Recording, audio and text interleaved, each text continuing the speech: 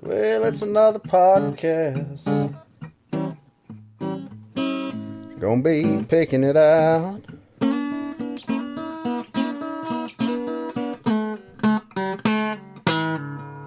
Yeah, it's another podcast.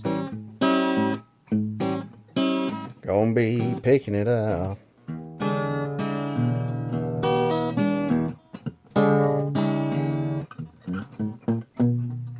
You got the one-lane road, my old buddy Dustin Kennedy in the house. You don't know him, but you will after this. That's right. The most obscure guest so far on Picking It Out. Yeah, and we're going to be picking it out. A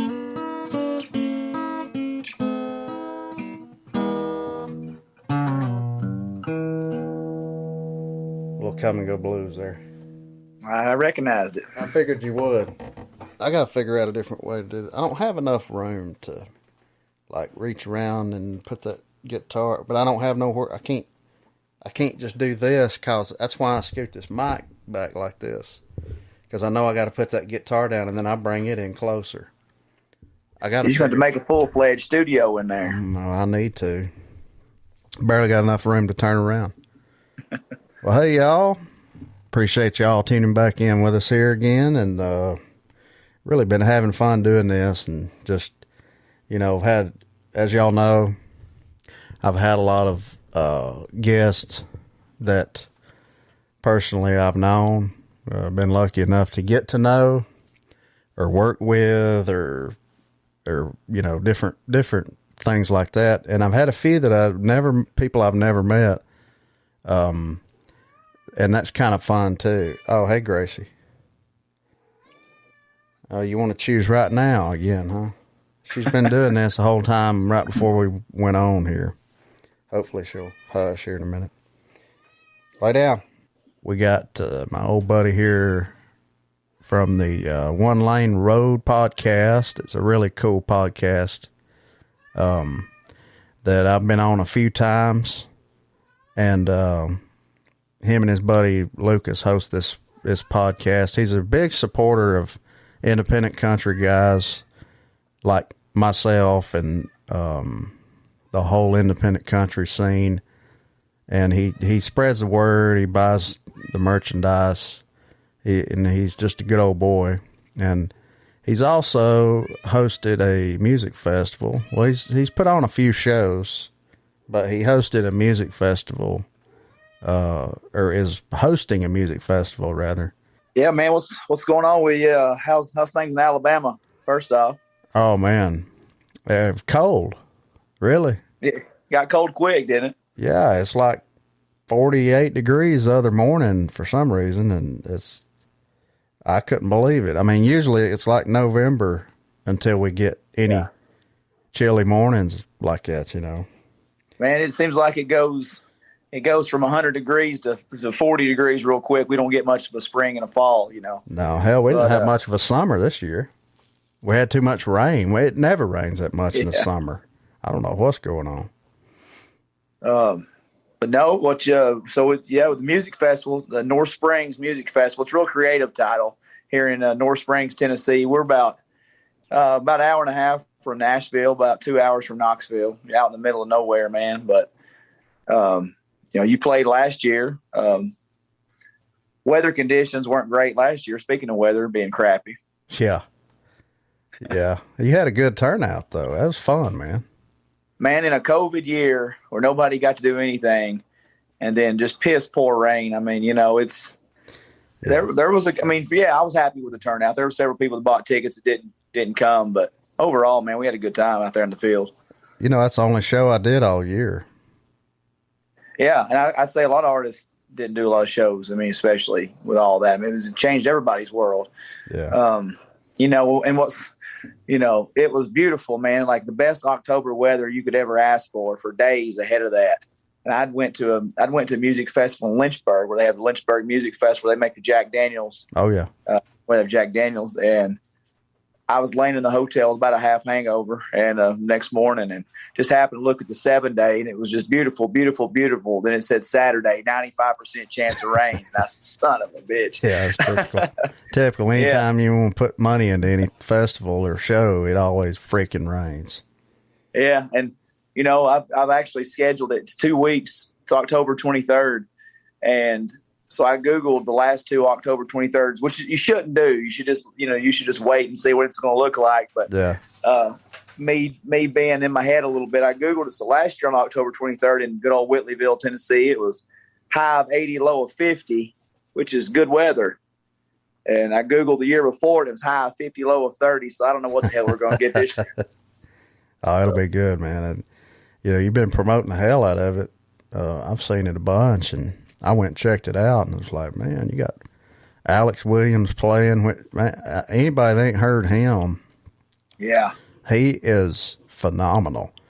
I mean, I love his voice. Like Ward Davis, I told him that because I can tell who he is when he's singing. He's got that distinctive voice. By God, Alex has got it too. We've been threatening to write together for a couple of years now. I met him when I did a show at the Nashville Palace with Shooter Jennings and Jamie White. Yeah, I remember that show. Coulter Wall came and he was hanging out, him and his fiance, and Alex was there, and Dave Cobb come by. Didn't get to talk to Dave. He slid out before we got done.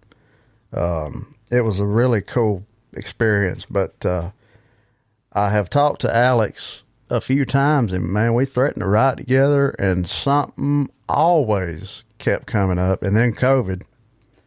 And I do the Zoom right thing. I've done that a couple of times. I don't know, man. I miss like being the physical presence when you're writing with somebody. Yeah. I miss that. So I can't imagine it would be easy. Yeah, I would think it would be. I mean, I've never wrote a song in my life, but I mean, I can't imagine it'd be an easy thing to do over Zoom. You just miss that energy, Yeah. But we'll get on him one of these days. But man, he's got a great band, and he puts on a great show too. You look at him, and he's if you just heard his voice, you think he'd be an older dude. But he's like 30. Yeah, he's just really like a throwback. And I listened to him I think that album's about 4 years old, and Better Than Myself. Mm-hmm. And it's I love it. And it just came up, and he's been on tour with Jinx. That's what I've been telling people. It seems like people are really sleeping on Alex just because he's not. Yeah. The worst fans are people that say, "Oh man, country music's dead." Yeah. Well, yeah. If you listen to the radio, it sucks, and if you listen to CMT, it sucks. But it's not. Now it's easy. Just get on YouTube and you get on Pandora and type in your favorite artist. You're going to find new artists. Right. By doing that. And, that's how I found Alex, was just probably Cody Jinks Pandora years ago or something, like that. It's alive and well, man. All this independent music, when you can go be like Cody Jinks and be on an independent label, and I mean, that guy's making a hell of a living. He's making a hell of a living, but he's done something really significant for the whole big picture, really, because he's so big now that you would think, like, if you didn't know who he was, you would think that he had 10 number one hits on the radio. Yeah. Just from the places he's playing, the bills that's being put together. Like, he's with Travis Tritt a couple of nights in Austin, I think. He's got the right team, but man, I mean, he's doing a lot better than some of these record label. Hickey Madoogers. I won't say what I think about some of them, but I think have before. Ward Davis was, I'll say my neighbor, because I don't really have neighbors here where I live.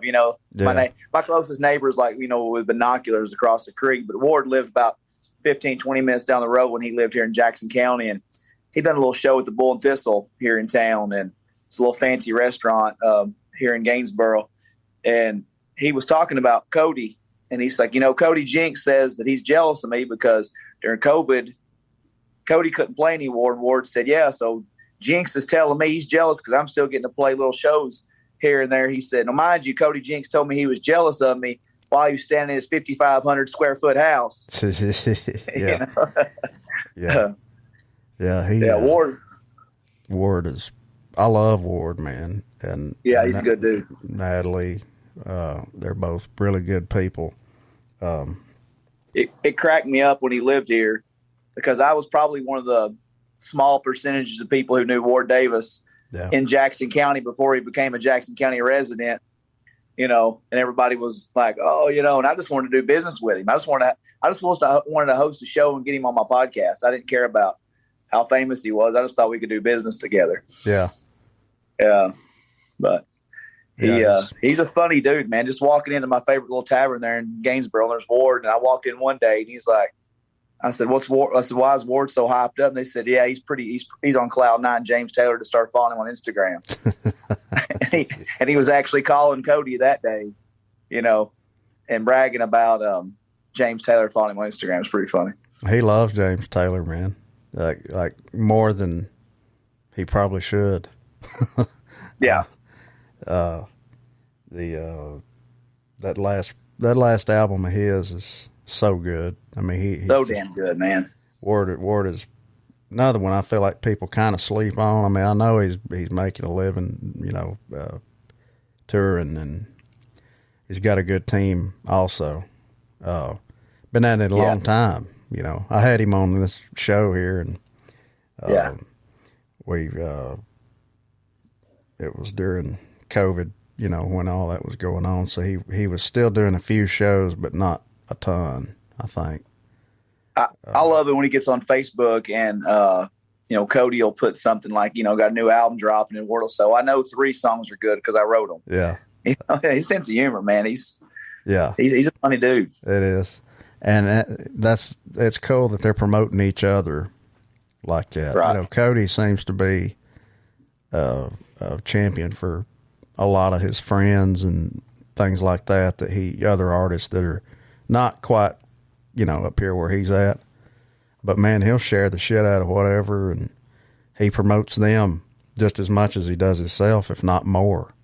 Right. A lot of talented guys. I think that's cool, too, that he does that. I've never met Jinx, but we got a lot of mutual buddies, and we just never come across each other at a show or nothing like that yet, but I'm sure it'll happen eventually. I am a fan, and I like Whitey Morgan.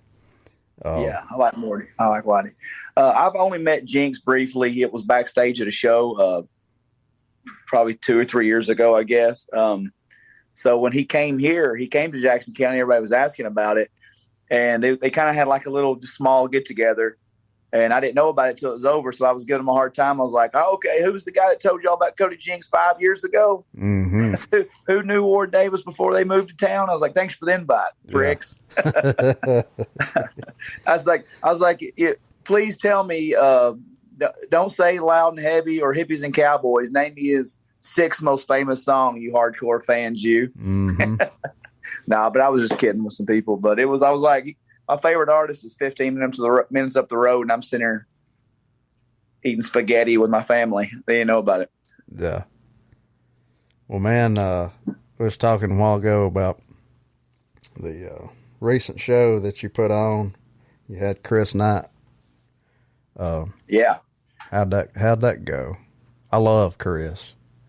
Dude, I think he's like, you may disagree. You're the musician. I'm just a fan, but like, to me, he's almost like this generation's John Prine in a way. Absolutely. With his songwriting. Absolutely. Yeah. I've been listening to Chris, and I'm 37, Andrew. I know we're close to age. I've been listening to him since probably 2000. He'd been out a couple of years. That self-titled album, which may still be his best album. I don't think Chris Knight's got a bad album. I don't either.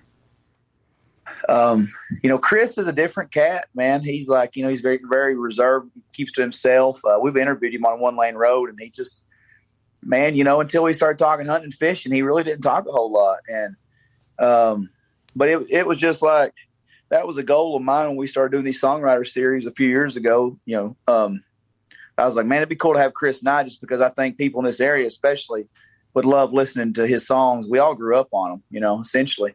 Yeah. And all there is to do here is ride dirt roads and drink beer and throw your beer cans at in bottles at road signs, and try to hit them, and all these nights when I was in college, man, we'd have guys and girls, and the girls, it seemed like by 2 a.m. it's a sausage fest, and we were standing on top of coffee tables singing Hank Jr. and Waylon and Ragweed at the time, and Chris Knight. And so like 20-year-old me was still like, holy shit, I'm doing a show with Chris Knight, hosting the show. Yeah. And it was good, man. Chris is older now. He's, I think, 61.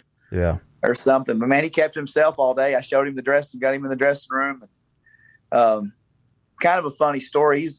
I've seen him kind of get a little ornery at times at shows. And so my sound guy was like, dude, I've heard he don't like sound guys real well. And I was kind of he don't like he don't like bad sound guys. That's the way it goes, probably.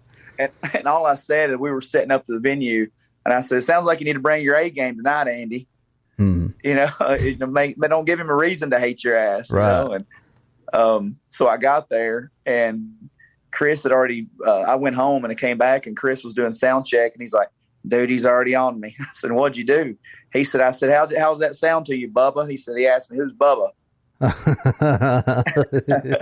He said, sorry, man, that's just my redneck coming out. He goes, well, my name's Chris. And I said, hell yeah, I'm glad he got on you. Let's go. Pick it up. Learn your lesson. No, man, it was awesome. Chris was, it don't get any better to me than Chris Knight as far as that storytelling. I mean, man, to be able to sit down and write a song like Down the River, Yeah. That wasn't written at a Starbucks with a team of 10 people. Pretty boys, was it? No, hell no. I met Chris. I opened a show for him in Rome, Georgia. I've been to Rome. Oh, it's a cool town. I love Rome. Yeah. Little Berry College, little college town there. I can't remember the name of the little bar, but all I remember is the steep ass steps. And they had the music, had a bar on the bottom, had another bar up top, and they always had the bands up top. Yeah. And the steepest daggum steps, narrow, I mean terrible, dark, and there's about 15 or 20 or 28 of them. And you got to we had to load all our shit up and down them steps, That ain't fun. I can't remember the name of it, but we did we opened a show, me and my old band opened a show for just him and a guitar player, acoustic. Of course, it was sold out. But after the show, I heard him say to somebody, and we was hanging out. I talked to him for a little while. I heard him say to this young guy that was in college, he was talking to him, and he said, hey, Chris, man, I'm a huge fan. I love It Ain't Easy Being Me, all the stuff, And he said, man, I'm trying to do this. I'm trying to play guitar, make a little guitar money, and like get my name out there, man. And he said, what, you got any advice? And Chris said, yeah, play every damn birthday party that you can play. That's it. I just laughed. I mean, there's a lot of truth to that. I mean, you got to just kind of do whatever if you really want to get your name out there. You hear all these stories about all these people that's made it. That's how they started a lot of times. A lot of times it ain't nowadays like the big people, as you know, all that's, a bunch of political crap involved. Right. And brown nosing and ass kissing. But the real deal people, I mean, they're out there honky tonking and working things out, doing it the hard way. And it ain't easy. It ain't easy, but to with your point right there, one of my favorite stories that we've had on One Lane Road podcast, one of my favorites currently and in the last 10 years, Jason Eady, was on, and he was talking about when they got their start in Fort Worth. I can't remember the name of the bar. It's right there in the stockyards, like White Elephant Saloon or White Elephant, something like that. Is that what it is? Well, I went in there. I went to Fort Worth. Well, I've talked about that show. I went and seen Hank at a Billy Bob's back in the spring, and so Edie said there would be like 5 people in there on a random night, and he would sing to 4 or 5 people, and Jinx was the bartender. Jinx was still doing like metal music or whatever at the time. He hadn't even started his music career, maybe. Yeah. And so Edie would be playing to 4 people, 5 people, and one of them was Cody Jinx. It was bartending, Ain't that something? Yeah. So, but no, I mean, the Chris Knight show, it went well. I mean, it was cool. I just think, Andrew, as you know, when you played here, I mean, a lot of people from a very rural area, this area, people won't go to Nashville. Yeah. Some people, I mean, it's when people, if they Google where I live in Whitleyville, Tennessee, North Springs, Tennessee, hell, it's 15 minutes from a gallon of milk. Mm-hmm. You know what I tell people? I'm in the middle of nowhere. Yeah. And, people look at Nashville, Knoxville, and Chattanooga like it's damn New York City. Uh-huh. So I think if I can bring some talented guys to Gainesboro and Salina, especially like Chris Knight, they lived through their whole life. So, I mean, we packed it out. We hit the fire marshal code and probably a few more. And good. And it just went, it was good. Like I said, Chris kept himself. I didn't talk to him a whole lot. I did ask him after the show. I was at a show years ago where he got a little ornery with the crowd. It was at a Harley shop. Now, only Chris Knight would be at a Harley venue and tell a bunch of bikers to get the hell out of there. He said, I never didn't like him damn bikes anyway. Because he was up there and somebody pissed him off early in the night or something, and he was thanking the crowd. Now, Chris has always been, he was good with the crowd at that night until these bikers, man, they about 4 or 5 cranked up. He goes, get the hell out of here. I never did like damn Harleys anyway. And then he said, I got T-shirts, CDs, and koozies, and I don't give a shit if you buy them or not. But over there. So I asked him after the show. He kind of loosened up, and I asked him, I said, man, I was at a show about 12 years ago in East Tennessee. He said, I was more or less just messing with them people, I said, and he had a little smirk on his face. I said, man, fair enough. And he told me a little bit more about the story, but yeah, I think he just enjoys messing with people a little bit. Yeah. Norm Macdonald, everybody knows he just passed away. Yeah. He was genius, really. People don't even know, but he was like that, man. So there is an art to that. I mean, it's kind of like you're in on your own joke and really nobody else might not get it. But yeah, it's hilarious, like, because years later you find out and you get it, like he would say these little jokes and then nobody would really know how to react, or it would come across as not funny, and people really sometimes wouldn't know whether to laugh or like think it's lame. But that's his that's his gig. That's his gig. It's like the show about nothing, Seinfeld. Larry David and Jerry Seinfeld, what they did with that.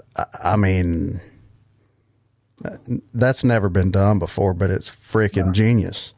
Or since. No, not really. There is an art to that.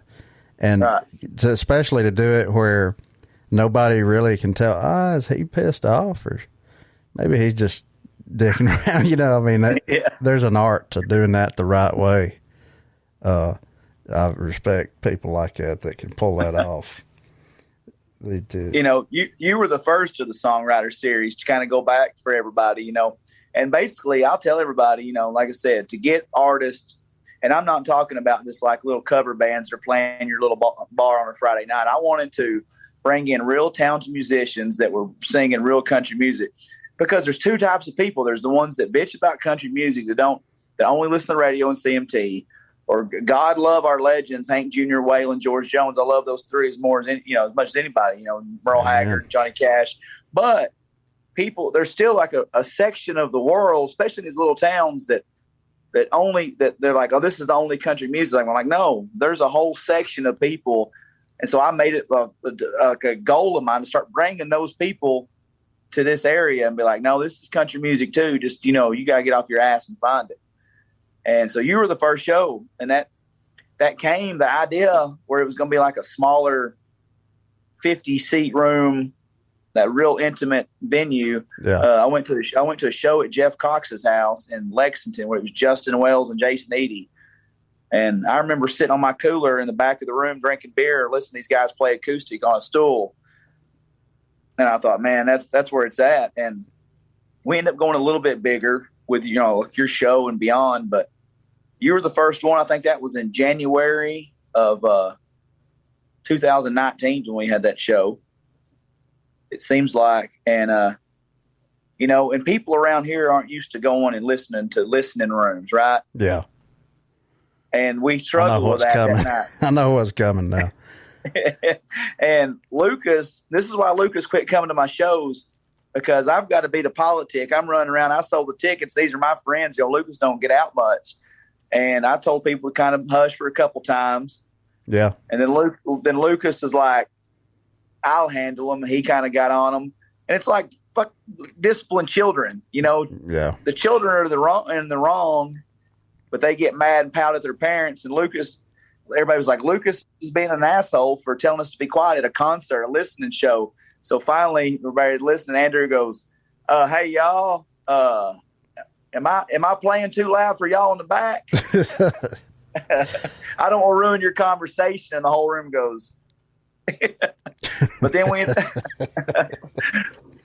up having that woke them up a little bit. And they started partying with us at the end. They got into the songs. And, I was just messing with them people. Yeah. Right. But you had them, man. By the end of the night, we was having a big time. Yeah, that was fun. Food was good. People, everybody, every damn person there was just like from my hometown here in Alabama. That's what it reminded me of. It's good people, hardworking people that just come out to, most of them, just come out to sit down and have a good time and listen to stories and songs and a few of the well-known songs by other artists that they know. Throw it in there, but just kind of a escape, for whatever daily life brings. And the thing about the talking and shit like that, man, it's been debated about really, but it's disrespectful. Yeah. When you're up there kind of doing your thing, you're in a zone. Sometimes you can't even, if you're looking at somebody in the crowd, if you're in such a zone, you don't see that person. You know what I mean? It's like, you're in a whole nother world. You're doing your thing. You're in your element. Your brain's going. You're just doing your thing. And people come out to bars to drink and have a good time, get a little rowdy, raise a little hell. That's one thing, in a big bar. You ain't going to get them to shut up. They're not there to listen. They don't care whether you're playing Give Me 3 Steps or your own stuff. They don't care. As long as you're playing something that's loud. And there's alcohol. But the kind of thing you're doing, bringing the shows in and, you can make you can get that intimate setting even in a bigger, like 1,000-seater, Sure. You can get that if it's the right fit. Like people have to know, like, you say you book a concert hall that's got like, it's like 1,000-seater. Well, people kind of know, I think they do. Well, we're going to go and just sit and enjoy the show. I mean, you can stand up and clap and stuff or whatever with a band, but I mean, you kind of know ahead of time, like it's just, you're not going to be there to party so much. Sure. Really, I even had that trouble with Chris Knight, and that was, people had been hyped up for months leading up to that. And there was one small section in the back of the room that refused to sit down. I'm like, this is ridiculous, man. You wouldn't go to the Ryman and stand in the back of the room, and sit here and do this. And, where do you draw the line? Because, I mean, I was like, they came to a damn Clash reunion. They didn't come to a concert. They think they're just there to see their boys and hang out. They just happen to be the greatest damn songwriter of this generation standing on stage in front of them, Yeah. It's just disrespectful. I played this place in Arkansas one time, Batesville, Arkansas. I can't even remember. I can't even believe I remember the town. But it was a really cool place. The staff bought almost all of my T-shirts that I had with me. They bought probably 15 shirts and CDs and everything. Yeah. Really nice. The place was really big. It was really nice. It was kind of in the middle of nowhere, kind of like your deal, and mine. But it was, they had a cornhole board right beside the damn stage, right beside it. And this end was like right here by the stage, and the other one was, I don't know, probably 15, 20 yards up, from that. And they had that area over there where you could just kind of stand, and there wasn't no tables or nothing over there. But it had tables, like right in front of the stage, it had tables, and then it had like a little bit of an elevated room behind that. And they had tables back there, so those people could kind of see over because they were a little higher, like one little step, Right. So everybody in the place could see you, really. It was set up real cool. It had a big stage, really good sound in there, tall ceilings, pitch ceilings. And I was doing the thing, just me and my guitar, just acoustic. And about 30 minutes into it, man, these kids over here, well, I say kids, I don't know if that's kids or not. They was acting like them. They were right over here playing cornhole. And I mean, being so obnoxiously loud, not even trying to talk quietly, but laughing. They had, how some girls, man, I'm sorry, girls that's listening. If there are any girls listening, I don't know. Y'all are some obnoxious freaking freaks of nature when you get that drunk. Y'all are way too obnoxious and way too loud. I don't know why. There's a guy every once in a while, they usually end up carrying him out and throwing his ass outside on the pavement. But with girls, they end up puking or something. It's I don't know why it's like that, but it is. And there was two girls over there, I'll never forget. They were being so damn loud and obnoxious, laughing like they were the only 6 people in the whole place, just being completely disrespectful. And I was saying something in between songs, and I said, they were just, you couldn't even hardly hear me because they were so loud. And I was a little not so nice this time, like I was with the few people that was there at your show. It wasn't many. It was just a little group in the back. Right. But, I said, that's bullshit to have your own party going on over here when I came a long damn way to do this for people that really want to hear it. They can't even hear me because y'all think y'all are, at a college hangout. Yeah. I said, I wish y'all would get the hell out of here. I mean, it just kind of got on me a little bit. But certain nights, it's like I can deal with it a little better. Right. And certain nights it just gets to me, man. I guess, I don't know. They didn't do you any favors by putting a damn cornhole board by the stage. That's not a good start. That's not a good start. No, it wasn't. And I saw that during sound check, and I thought, well, this is going to be great. I think, if I'm not mistaken, the owners was really nice. Yeah. I think I was one of the first shows that they did. It was a new place. And I think up to then they kind of had because they had a big screen behind the stage and they had a projector. So they showed pay-per-views and stuff, I think. So it was kind of like that. But they had built the stage. I don't know if I was the first one, but I was one of the first ones. So they really was trying to figure things out, I guess. But, you would think it takes 5 minutes to move that shit or take it outside or, do something. Yeah.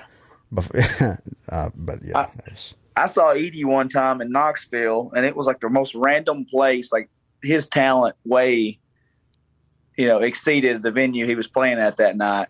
It was like a bowling alley attached to it, but then it was But it was a small stage where he was at. It was like upstairs in a corner where there was like couches. And this is Knoxville, like on in the fall, like college football Saturday. So they had UT games on. So people were sitting on couches. And it was like me and 3 other dudes there to listen to him.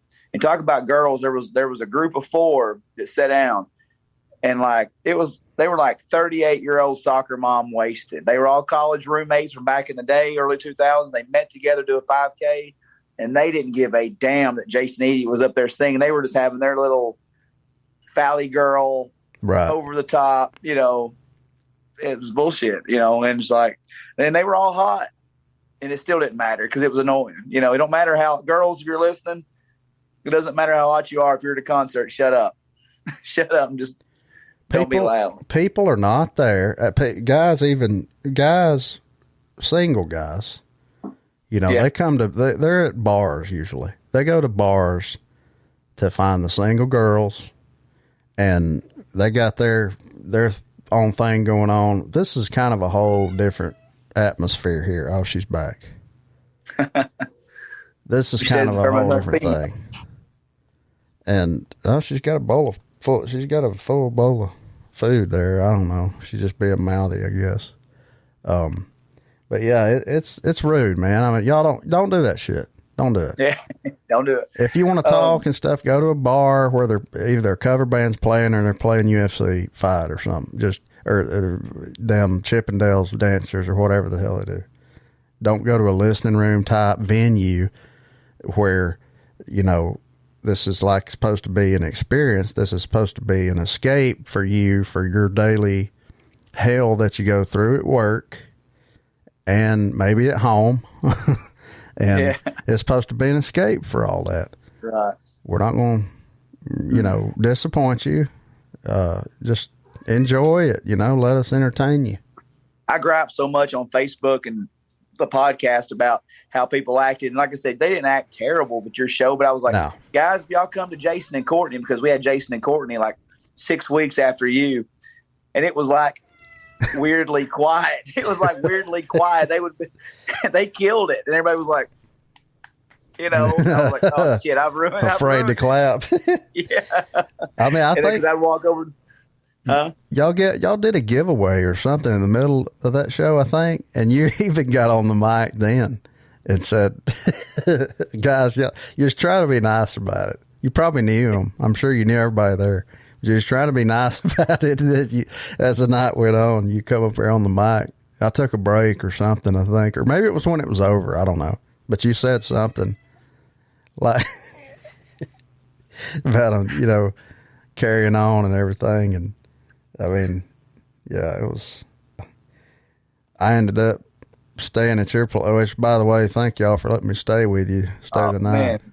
Ready to do it again. I told you I built this new hangout, this man cave. You know, and when you're a young man before you get married, or even young in marriage, you think when people hear you going to the couch or you're sleeping somewhere other than with your wife or significant other, you're like, man, you're in the doghouse. Shit, boy, I come out here at nighttime and I sleep like a baby.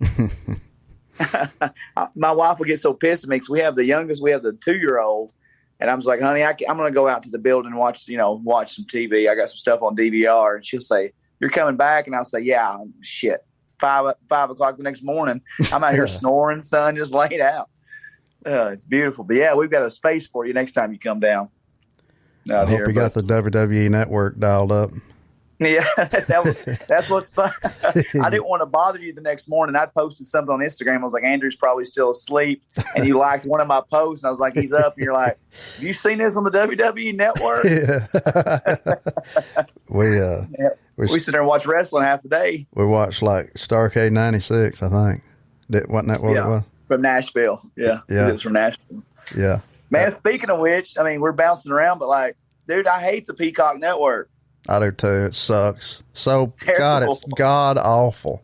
I don't know why they can't like make things a little easier to get around on there. It's ridiculous. Interface is terrible. SummerSlam season 25 episode, whatever the hell it is. It's terrible, terrible, terrible. Yeah, and it's such an easy fix.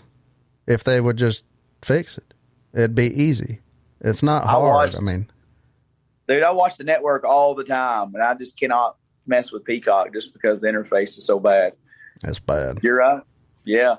But no, with the festival, yeah, it's a week. It's a month from yesterday. So but the lineup, I'm going to go over the lineup just because Alex, like I said, people are sleeping on Alex, and Alex is on the brink of something really big, in my opinion. I think he's still playing, here and there, but opening for Cody's going to get some of that steam. And man, I'm excited for Julie Roberts. Julie's not done anything in a while, but man, it don't get much bigger. That Breakdown Here song, that was a monster. Yeah, she's good. And Wake Up Older. I met her at a shooter show like 5 years ago, and I always thought Julie was amazing. And I was walking to the bathroom, I was like, it's Julie Roberts. So we spoke, and she was going to do the podcast originally, and that ended up falling through. She's not come on the show, but I was really just looking for a female artist that I thought would resonate with this crowd, and I knew Breakdown Here, and Wake Up Older, Men in Mascara. She's had, some good hits. And as soon as I posted that on Facebook, man, my female demographic just went batshit crazy and started ordering tickets to see Julie play. Cool. So, I'm excited for her. Then the next one, like Logan Halsted. You heard that name yet? Out of Kentucky, West Virginia? I don't think I have. He just turned 18. He's on that, I saw he played a show with Town Mountain not too long ago. He does so I found him originally. A friend of mine sent me a video, and he was doing like Childers covers. And and I thought, man, that's good. But I was wondering, like, you see him the first few times, you're like, well, what's he do on his own, kind of deal. Yeah. He's not trying to cover Childers, and man, he's really, really good. You need to look him up. He doesn't have anything on Spotify or Apple yet. He's just strictly YouTube. His views on YouTube's through the roof. Then buddy of mine, Rye Davis, out of Bowling Green, Kentucky. I don't know if you met Rye, I think. Yeah, I think he did the thing. Did he do the thing last year? Or did he open the show for in 2019? He was at the festival last year. Okay. Yeah, I did meet him. Rye, man, he's a good old boy. He's played, I think he did the show after Jason and Courtney for me. Then he opened for Justin Wells when I had Justin down here. So yeah, Rye's been down here a lot, man. He's got 2 albums. He's got a full length album on iTunes called Story to Tell that I think is Cut to Tape, his little EP he's got. It's got some damn good tunes on it. Addison Johnson's another guy that's playing. Addison, he opened for Chris Knight for me. He called me and he's like, man, I haven't seen the Chris Knight thing. And I was like, I said, well, I need an opener, man. You in it? Cause I know he loves Chris Knight. Yeah. So he's playing the festival. He's over in Europe right now playing. Wow. Got over there yesterday doing a little leg over there in Europe. And he plays over here at the bar in Gainsboro, that little Bull and Thistle. And, so yeah, it's the rest of the lineup, somewhat of a local. I switched it up a little bit, man. I tried to switch pretty much the whole lineup around this year and give it something fresh. And next year, I really want to do a 2-day where I get all you guys that's been on the first 2, kind of. Oh yeah. And I'd love to do a 2-day next year. And I wanted to kind of give it a whole fresh lineup this year. And I've really went outside of the box. Smoky Nights is a local band. They play Cookville a lot, but they play also overseas, and they play they were in Wisconsin last year. Very diverse group. They do a lot of man, like an 80s. You just have to look them up, man. They're very talented. Yeah. Then I got Caleb and Leanna, a male-female duo out of Cookville, and my buddy Mike DeMezza plays in Nashville a lot. He played the festival last year in an opening slot, but I started taking some bookings for him this year locally. Oh, cool.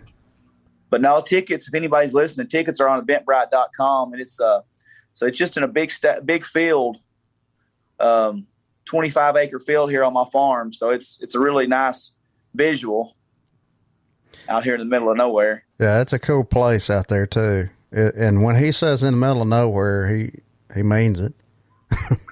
It is in the middle of nowhere. But it's a really cool area. When you come back, I've got a Polaris Ranger I bought. I think I had my little Rhino when you were here last time, but it was piss pouring rain when you left that day. Yes, it was. I barely got out of the damn driveway. Yeah, bring Dana down next time with you, and we'll we got a 4-seater. We'll hit these woods, and oh yeah, she'd love it. Yeah, I mean, dude, you can go up for miles here and not see people. You know. Oh, talk about your podcast a little bit too, if you want to. Yeah, it's so when people that listen to this, they're going to think, man, this guy.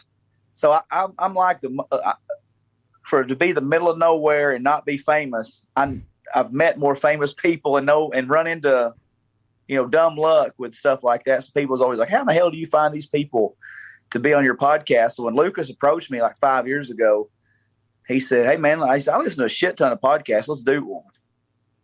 And I said, I don't know what who's going to listen to us, man? How are we going to get it out there? He's like, half the former Tennessee Titans roster, and you're always running into people at country music shows. He's like, you can get guests, but we'll just talk about, stuff in the meantime. And, it took us a long time to get our footing, as you can probably attest to this when you're, kind of figuring out this thing. And oh, yeah.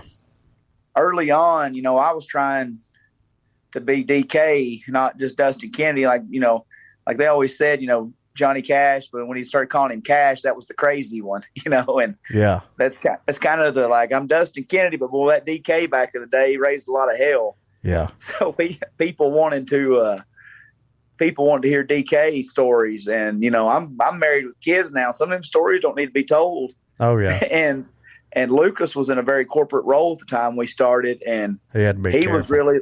He had to be careful. And I get it now that I'm in a pretty same role kind of he was in initially. And I remember one time he told me, he's like, man, we got to be careful. There's somebody at this church down the road that's listening to our podcast. And I said, and that's little town stuff right there. Yeah. You know what I mean? Yeah. When everybody knows your mama and daddy. Uh-huh. And I said, Lucas, with all due respect, I didn't take a damn flyer to their church and tell them to listen. Right.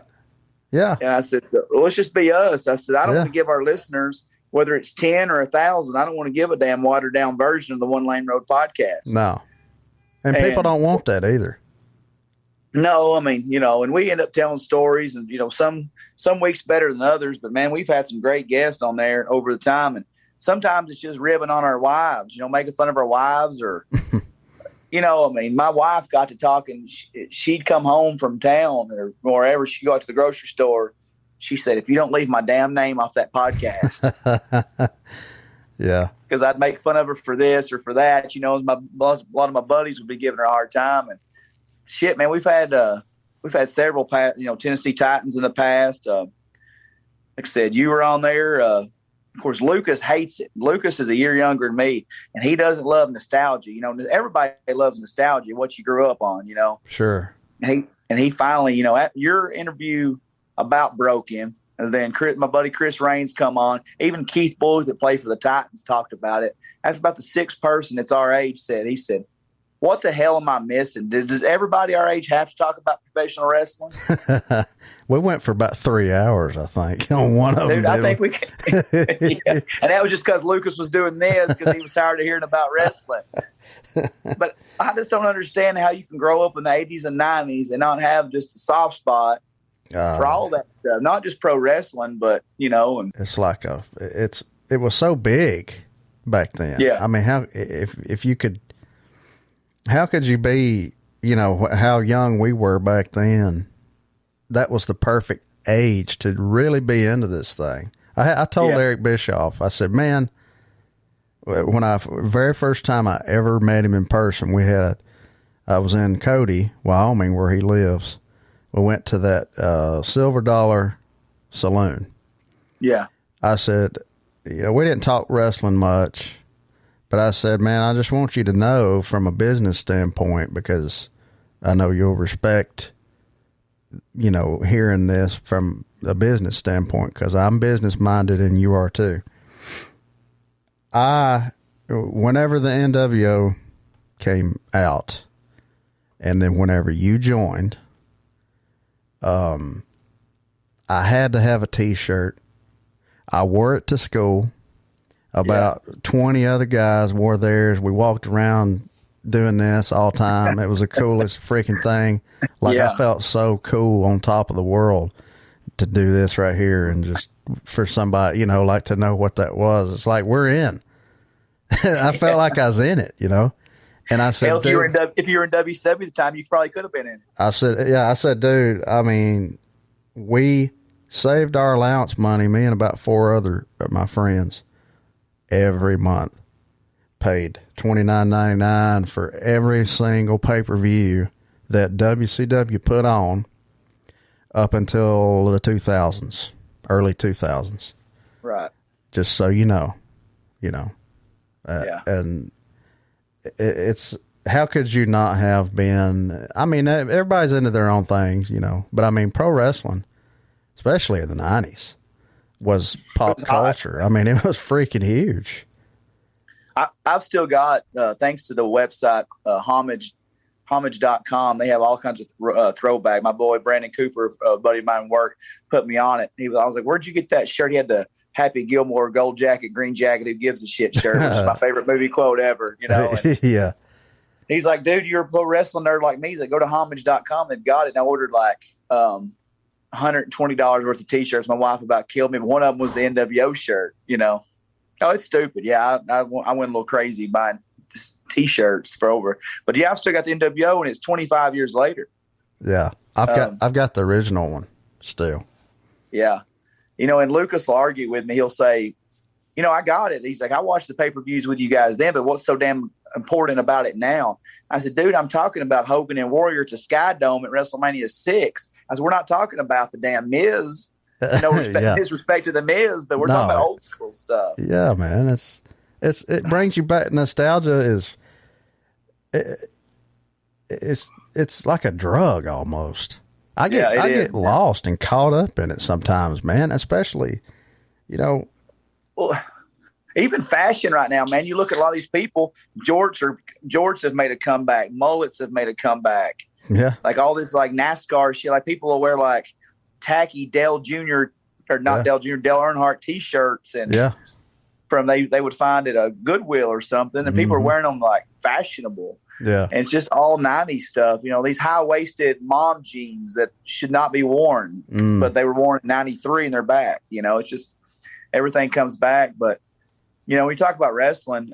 I was always a WWF guy for life. Even when the NWO was hot, you know, I'm a Click guy. I'm a Shawn Michaels, Triple H, Hall, Nash, X-Pac. That's my favorite group, the one that actually never appeared on television. But so I loved what Hall and Nash and Hogan were doing. But me and my buddies, my friend Don Asbury, he's a few years older than me, we would watch wrestling together, and we would say, man, WWF's got a better product. He's like, but WCW has gained some, you know, because NWO was so hot.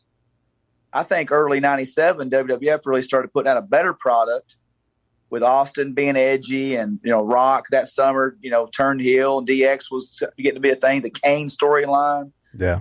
WWF really turned that corner and didn't show for about a full year until 98 when the Mr. McMahon Stone Cold thing really took off. But, man, WWF's always been it for me. But now they're losing me, Andrew. After all these years, 37 years, they're losing me. I don't know what it is. I don't know if they're too corporate. They're just looking at that. They're looking at that dollar sign. It's lost me for a long time. It's been almost a decade now. They've not had good television, in my opinion.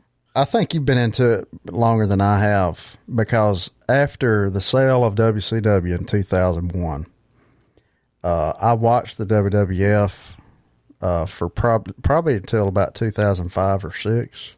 Yeah. I thought it was really good at that time, and then I don't know if it was just life or just, I don't know who any of these people are or what. I quit watching it until AEW came out. They're on fire, man. Man, they got my attention right off the bat. They got my attention.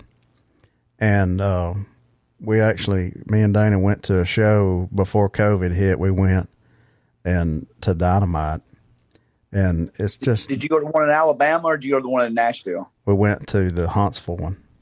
I got you. I went to the one in Municipal in Nashville. And it's a great thing they're doing, and they're doing it the right way. they're spending. Tony Khan is like a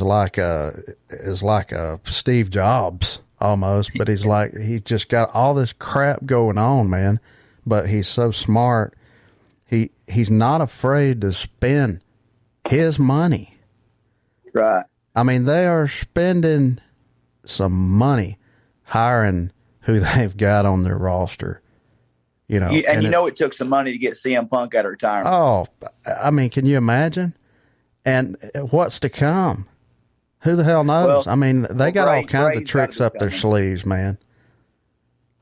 Yeah, I mean, I know you can add too much, and people are relating it to WCW, how they added so much talent. But I'll be honest with you, Andrew, I don't think some of the talent for AEW, I mean, take this for what it's worth, but I think a lot of those guys were kind of glorified indie guys, and I'm all for having homegrown talent. But some of those guys they were having on TV initially shouldn't be on television. If you can get a Daniel Bryan, CM Punk, Bray Wyatt, you got to add those guys all day long. And Andrade, you got to add those guys where you can. It's going to bring ratings. I mean, I just think I like their tradition, man. They honor tradition where WWE kicks their legends to the curb and they just don't have respect. They have all these weird storylines. PC look at everything, yeah. Yeah, and look at how all these legends are being treated in AEW. I know. And it's just like I love the quarterly pay-per-views. Yeah. Okay, and they're slowly telling stories on television. Yeah. And that's what you and I grew up with. You know, we had when you and I were kids, it was 4 pay-per-views a year. You had Rumble, Mania, SummerSlam, and Survivor Series. Yep. And one of these things, my wife's getting pissed because I'm not talking to you on my computer. I'm on my phone, so she's texting me, and I can't even text back. So, she thought I was going to do this on the computer. But, WWE TV, man, it's oversaturated. Yeah, it is. Has been for a long time. 3 hours is the worst damn thing. 3 hours is the worst thing. To me, it's when Nitro started going downhill when they went 3 hours. Yeah. And then they added Thunder on Thursdays. And you got the same roster, and you can only do so much. Yeah. And sometimes less is more. Absolutely. I mean, I remember those cliffhangers on Nitro and Raw. I mean, it made you like almost just piss yourself waiting for what's going to happen next. Like, what the hell's going to happen next Monday? I can't freaking wait. There was nothing better. No, God. Back and forth all every Monday night, 2:45 to 2:47 on DirecTV, man. TNT to USA Network all night long. I mean, it was just such a great time. And Eric Bischoff, I feel like, don't get the credit. I mean, he gets a lot of credit, especially like nowadays. He gets a lot of bull crap on him. Of course, he wasn't perfect. Nobody is. He's running Ted Turner's wrestling company the best that he knows how. He's a visionary. He's an innovator. And I think that eventually the WWF would have really, but I don't know if that ever went out of business unless Vince just sold it or something. Yeah. It would have been damn close. They say it was close anyway. It would have really been something if Vince and Gerald Briscoe and Bruce Pritchard and all these guys did not put their heads together and come up with something. And boy, they did.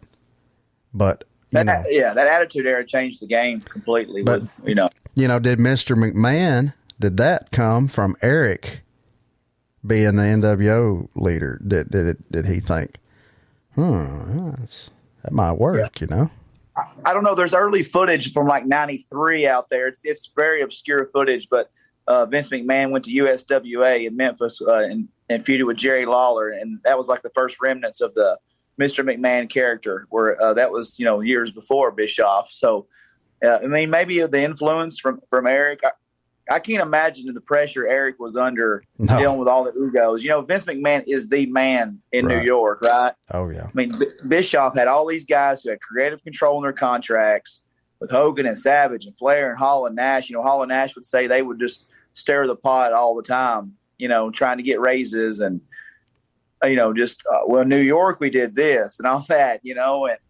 I can't imagine what Bischoff had to deal with. Yeah, and Eric too is very business minded, but he's very personable. If he likes you, if he feels a connection with you, and it's on it can be kind of on a personal level. It can be a friendship. You know, him and Diamond Dallas Page were good friends, and he got the push. You know, DDP really got the push because of Scott Hall and Kevin Nash and Eric Bischoff. Yeah. And he now is like, I mean, I was watching Nitro from '96 on the network one night, and Dallas hit the diamond cutter, and the crowd stood up, and nobody really even knew who DDP was. He didn't have the gimmick or nothing. He was just doing his thing, but he hadn't got a push of any kind. But people were popping for him then, before he even was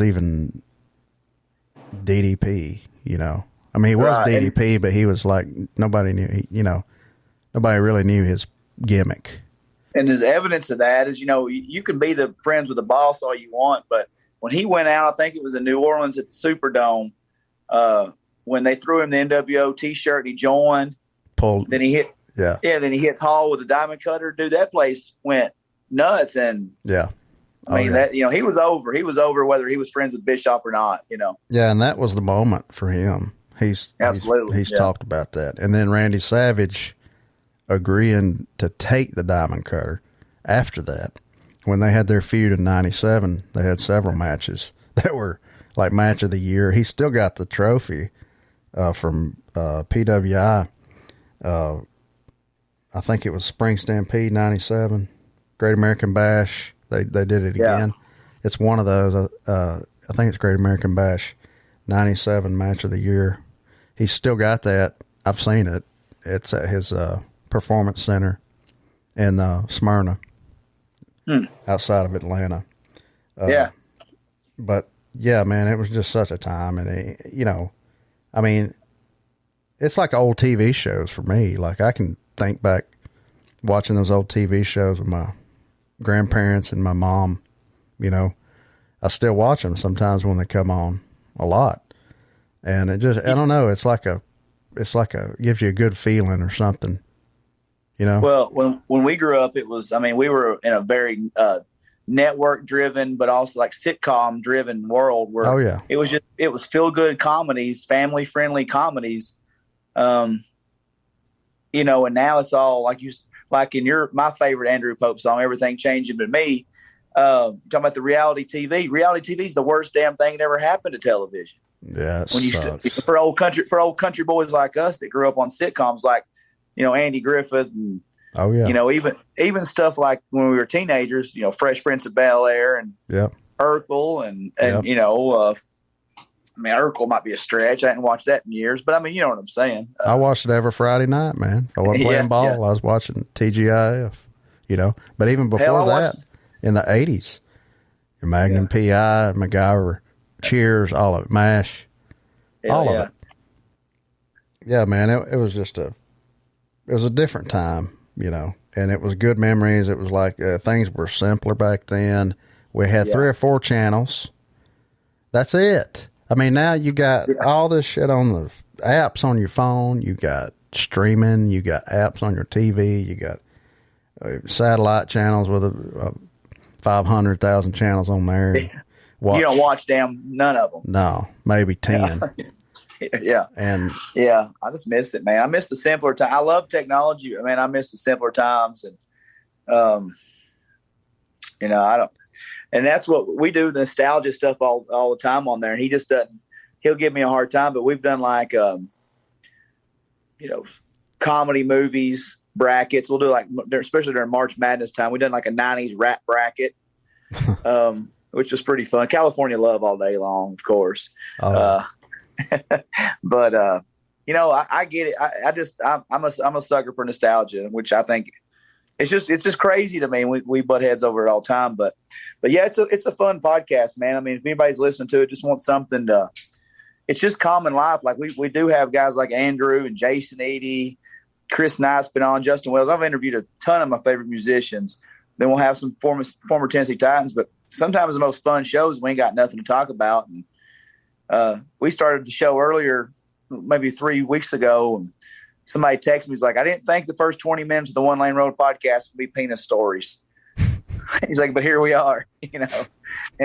And sometimes that's the best ones. We ain't got nothing to talk about. We just sit down, I'm like, you got anything? No, I ain't got anything.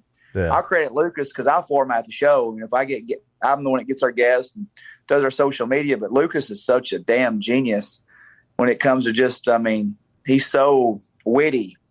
Yeah.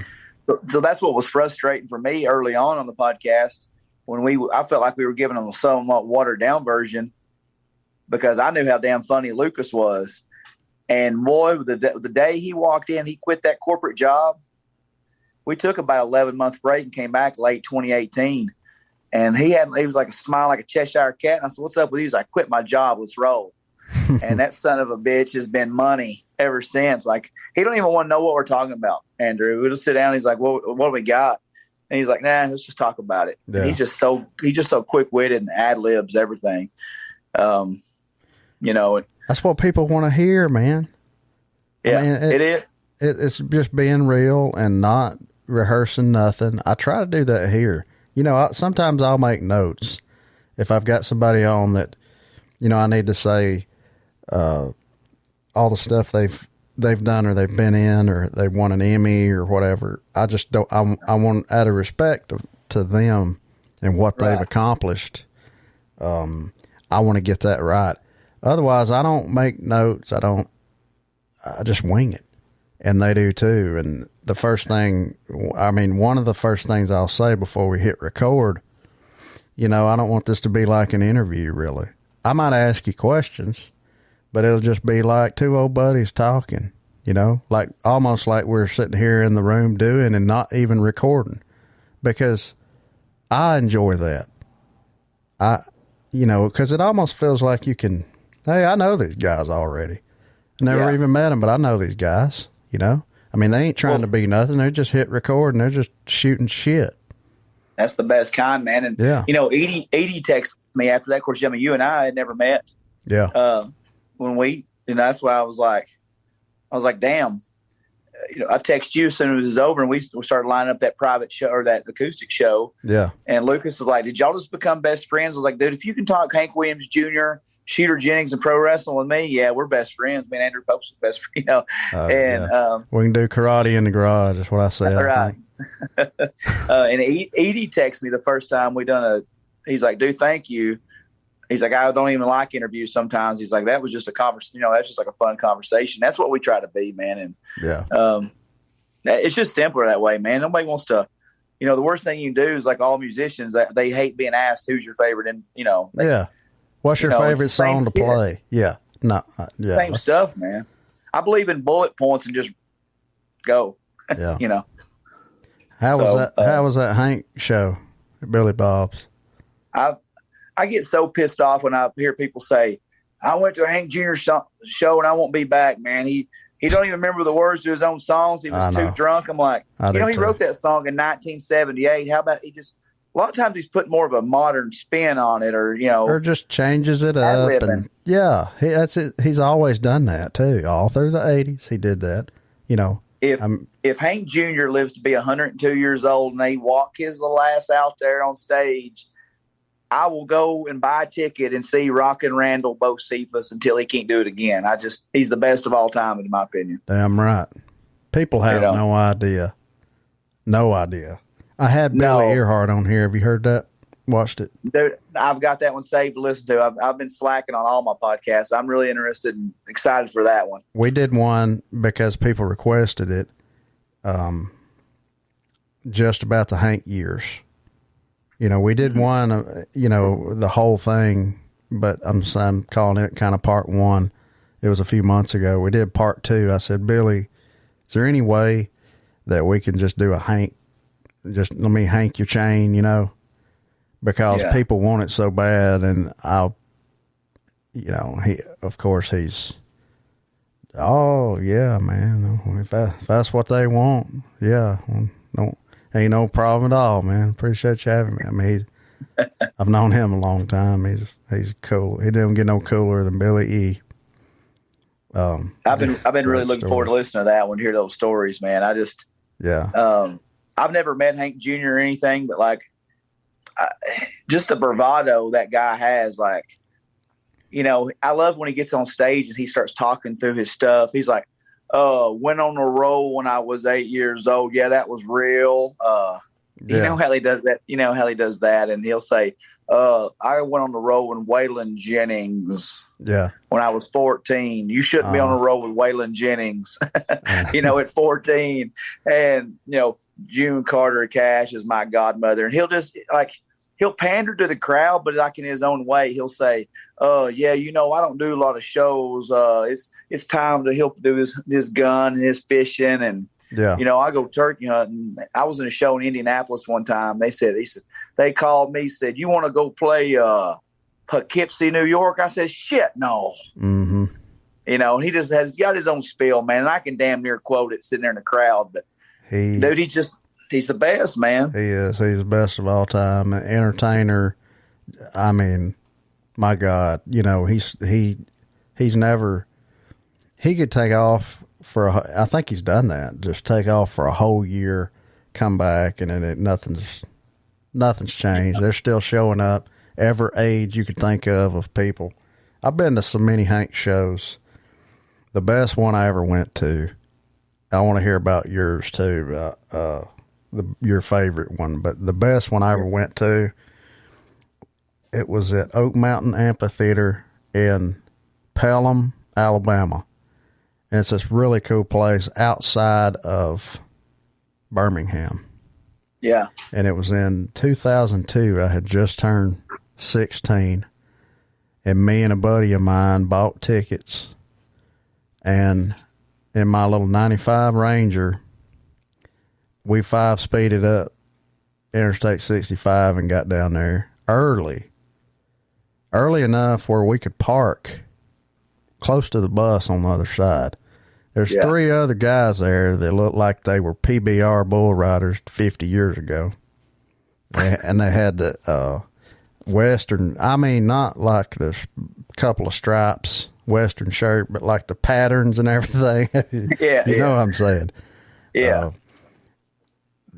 The guy was like talking to us, and we was young, you know, and he said, well, my doctor, you know, wanted me to have that triple bypass, but it was today. And I said, I no can do, Doc. Hank's coming to town. I was like, we're going to have a good time tonight. Hell yeah. That's awesome, man. Yeah. But that's dedication. Oh, it is. And you know, Johnny Cash had just died the day before. 2003. 2003. That's right. What did I say? 05, maybe 05, but I don't remember what you said, but 03, September 03, I think. September, yeah, exactly. September 03. Sorry about that. And during his acoustic set, he usually does like I Walk the Line and a little nod to Johnny Cash and Waylon or whoever, you know, ZZ Top or Nugent or whoever. He did almost 30 minutes of Johnny Cash songs. And I mean like Big River, stuff I've never really heard him do. Come to find out, Kid Rock comes out at the end of it. They had just kind of started being buddies. Yeah. They were fishing that day. And Kid Rock gets on the mic after they do the F word, you know, on the Almera Club. They did that. And he comes out after they get done with that. Then they're about to do Family Tradition and end it, you know. But after they did the F word, Kid Rock's like, let me tell y'all something. For y'all to be sitting on your ass while this man right here, you have no idea what a treat that you just got from this man right here. Never have I seen him sit with an acoustic guitar that long and talk about Johnny Cash and play his songs. Yeah. That was an experience for me and for all of y'all. And for y'all to be sitting down talking bored, acting like you're effing bored, shame on y'all, you know. I mean, he was pissed. And people was, you know, they kind of got, because Hank was having a moment there. I got that. He was having a moment. Johnny Cash was very close with the whole family, and Johnny Cash is probably the reason that Hank knows so much about Civil War history. That is why, yeah. And he always tells it at his shows that, June Carter Cash and Johnny Cash were at the bedside when he woke up from the fall of Ajax Mountain, Montana. Yeah. So of course it meant something to him. That is crazy that those people got to witness such a special night and didn't realize what they were seeing. That's unbelievable. They didn't get it. They just wanted to hear, the family tradition. Yeah. And drank, and we was drinking too. But it's what you do, when you're 16, if you can get it, and if you can get in the gates, then you can get it there. Right. It ain't no problem. First time I ever saw him was at the old Starwood Amphitheater. Oh yeah. That was a good place. 2000. I saw him in there in 02, 04, and 06.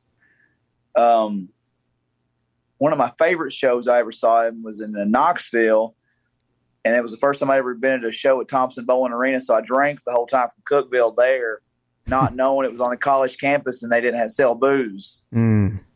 And it was one of the few times I didn't shove some Jim Beam in the cowboy boots to get in. So I was stone cold sober by the time the show hit. But in hindsight, I got to see Hank sober for the first time, through my sober eyes. Yeah.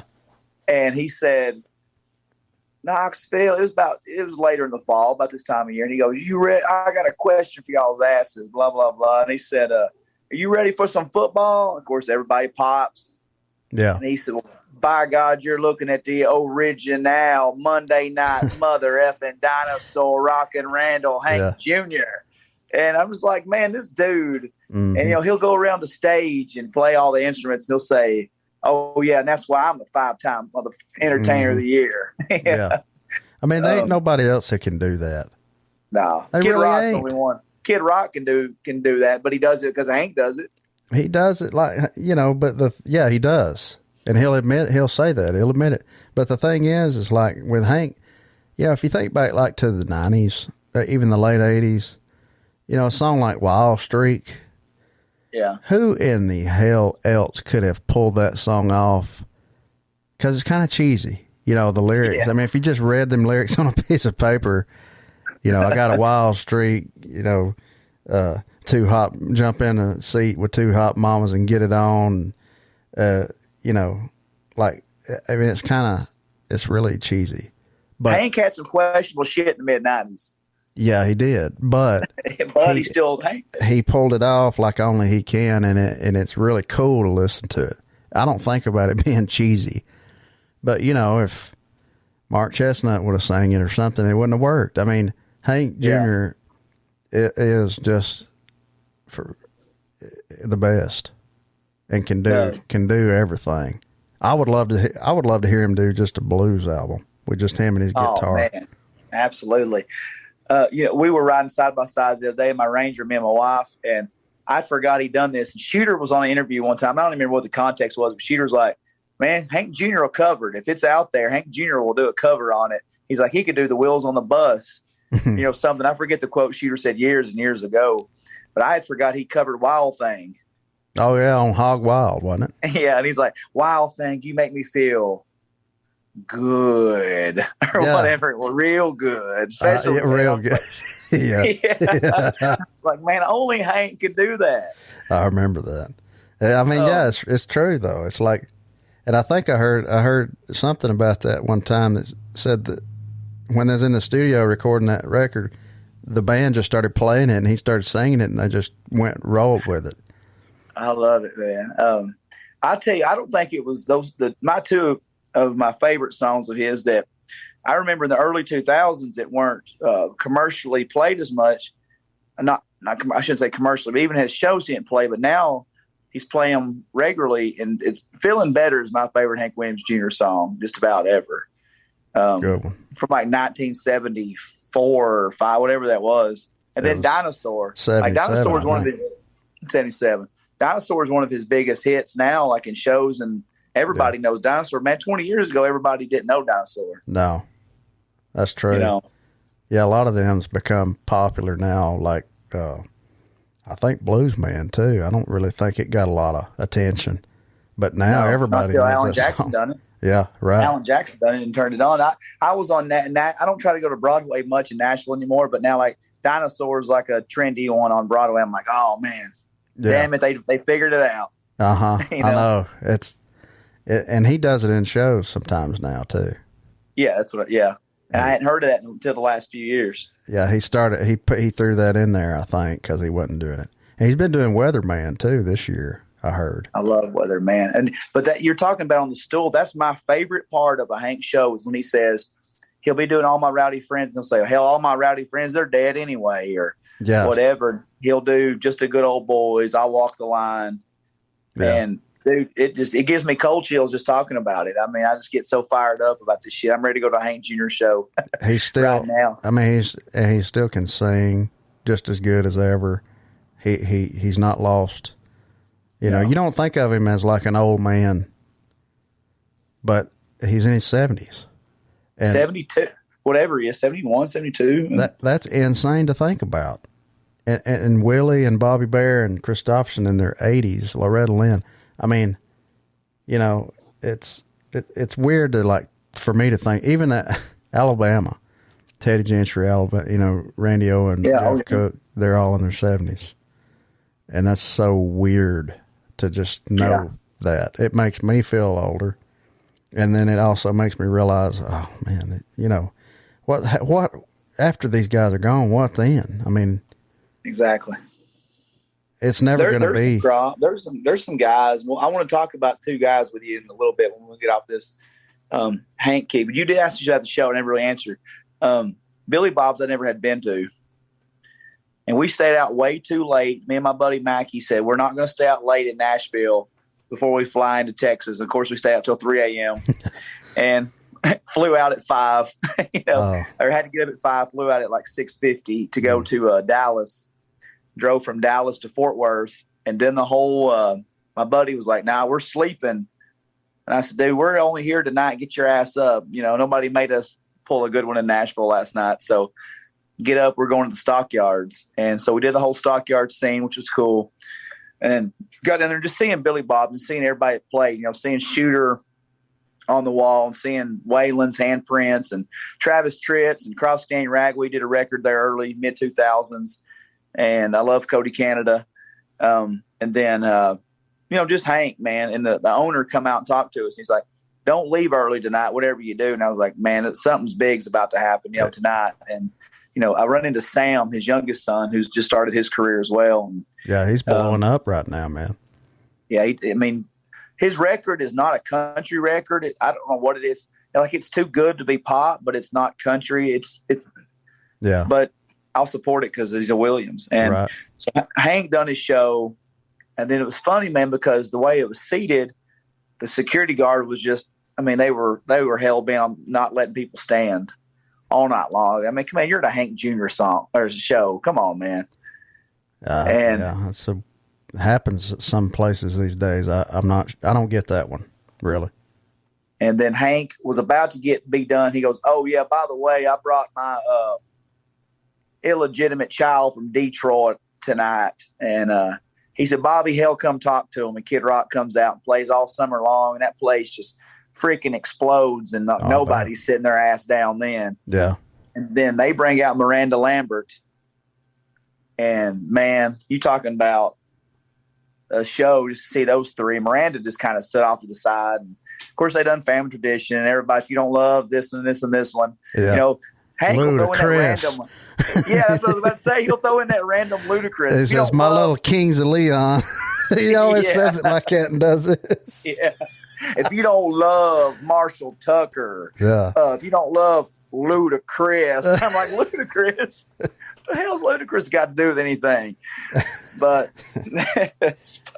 he's the best. And we did this on the podcast one time where I was talking about, I got heated because I kind of give Johnny Cash crap. He's not my favorite of that group. I lump them together as like George Jones is the greatest voice in country music. Waylon Jennings is the greatest outlaw of country music.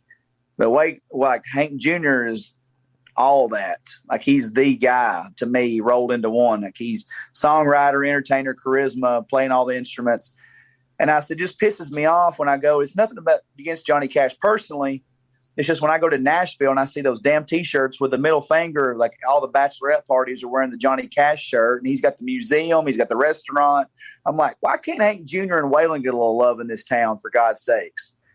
And then, and this girl wrote my podcast, and she said, Dustin, but Johnny Cash has got all of this, and he had the movie about him. Like, he's just more interesting. It's like, what has Hank Jr. done that would deserve a movie? And I said, first off, do your research. I said, he's got a movie and it's cheesy, and John Boy from the Walton played him, but that's neither here nor there. I said, secondly, he was born the son of the greatest country music legend of the time, so try living in those boots. I said, by the way, he fell off a fucking mountain. Yeah. Sorry for the F-bomb. But I said, he fell off a mountain. He had an eyeball left. That's why he got the beard and the sunglasses. I was like, read a book, Alicia. Wow. And had to come back from that. He could have sat home, never done a damn thing in his life except open the mailbox, and been just fine and a hell of a lot better than all of us put together. No, he didn't do that. I got so fired up. He hired his own band. I get fired up too, man, and people don't realize he ain't just this, Monday Night Football guy. Yeah. I mean, he's a lot more than that. And he's 9 albums on the chart in 81. And at the same time. Yeah, it's unbelievable. It's not been done since. It's just, and if they had the same kind of way of scanning music as they did when freaking Garth Brooks come along, yeah, Hank would have been that. He'd have all the records. Alabama would have been that too. They would have been, because so much of that crap in the 80s, it got lost, or it got, the international radio plays and the album sales was not accounted for. When SoundScan come along in the 90s, it digitally scanned everything with a barcode in Walmart and Circuit City and wherever the hell else they sold music. I mean, it was tracked a lot better. The radio started doing it where their formats would, have to report the correct numbers. And it probably still, I'm sure it wasn't exact, but it's a hell of a lot closer, I mean, David Bellamy of the Bellamy Brothers, he told me one time that they did a show over in some country somewhere else in a small little area. And he said, we started singing either Lovers Live Longer or Kids of the Baby Boom. And he said the crowd started singing them back to us. And he said, we just was like, hey, we didn't even realize we've been promoted over here. Yeah. And he said, I started talking to some of the crowd after that, and they were like, oh, yeah, you heard you on the radio. And years later, come to find out, there was a lot of royalties that they missed out on internationally. Wow. And the same goes for everybody in the 70s and 80s. Same era, yeah. So, yeah, crazy. Hank would have been as big as Garth Brooks became. And Garth had a good team, too. There's a lot of politics and stuff, there that people won't ever understand or believe. Probably they'll think, you just, you don't like him, and I mean, he's a talented guy. I'm not taking the talent away from him. He's got a business degree from Oklahoma State. And I don't mind Garth Brooks. I mean, I don't mind him either. I love his early stuff. Alabama Clay. Yeah. I love that song. Larry Bastian that wrote a bunch of songs for him and with him, including Rodeo and Unanswered Prayers. He's one of my good friends. Garth provided a life for that guy that he never would have got. Garth's early stuff was amazing. He just got, I don't know what happened to Garth, but I mean, you can't hardly argue with his late 80s, early 90s success. I mean, it's unreal. And another guy that takes a pounding, Kenny Chesney.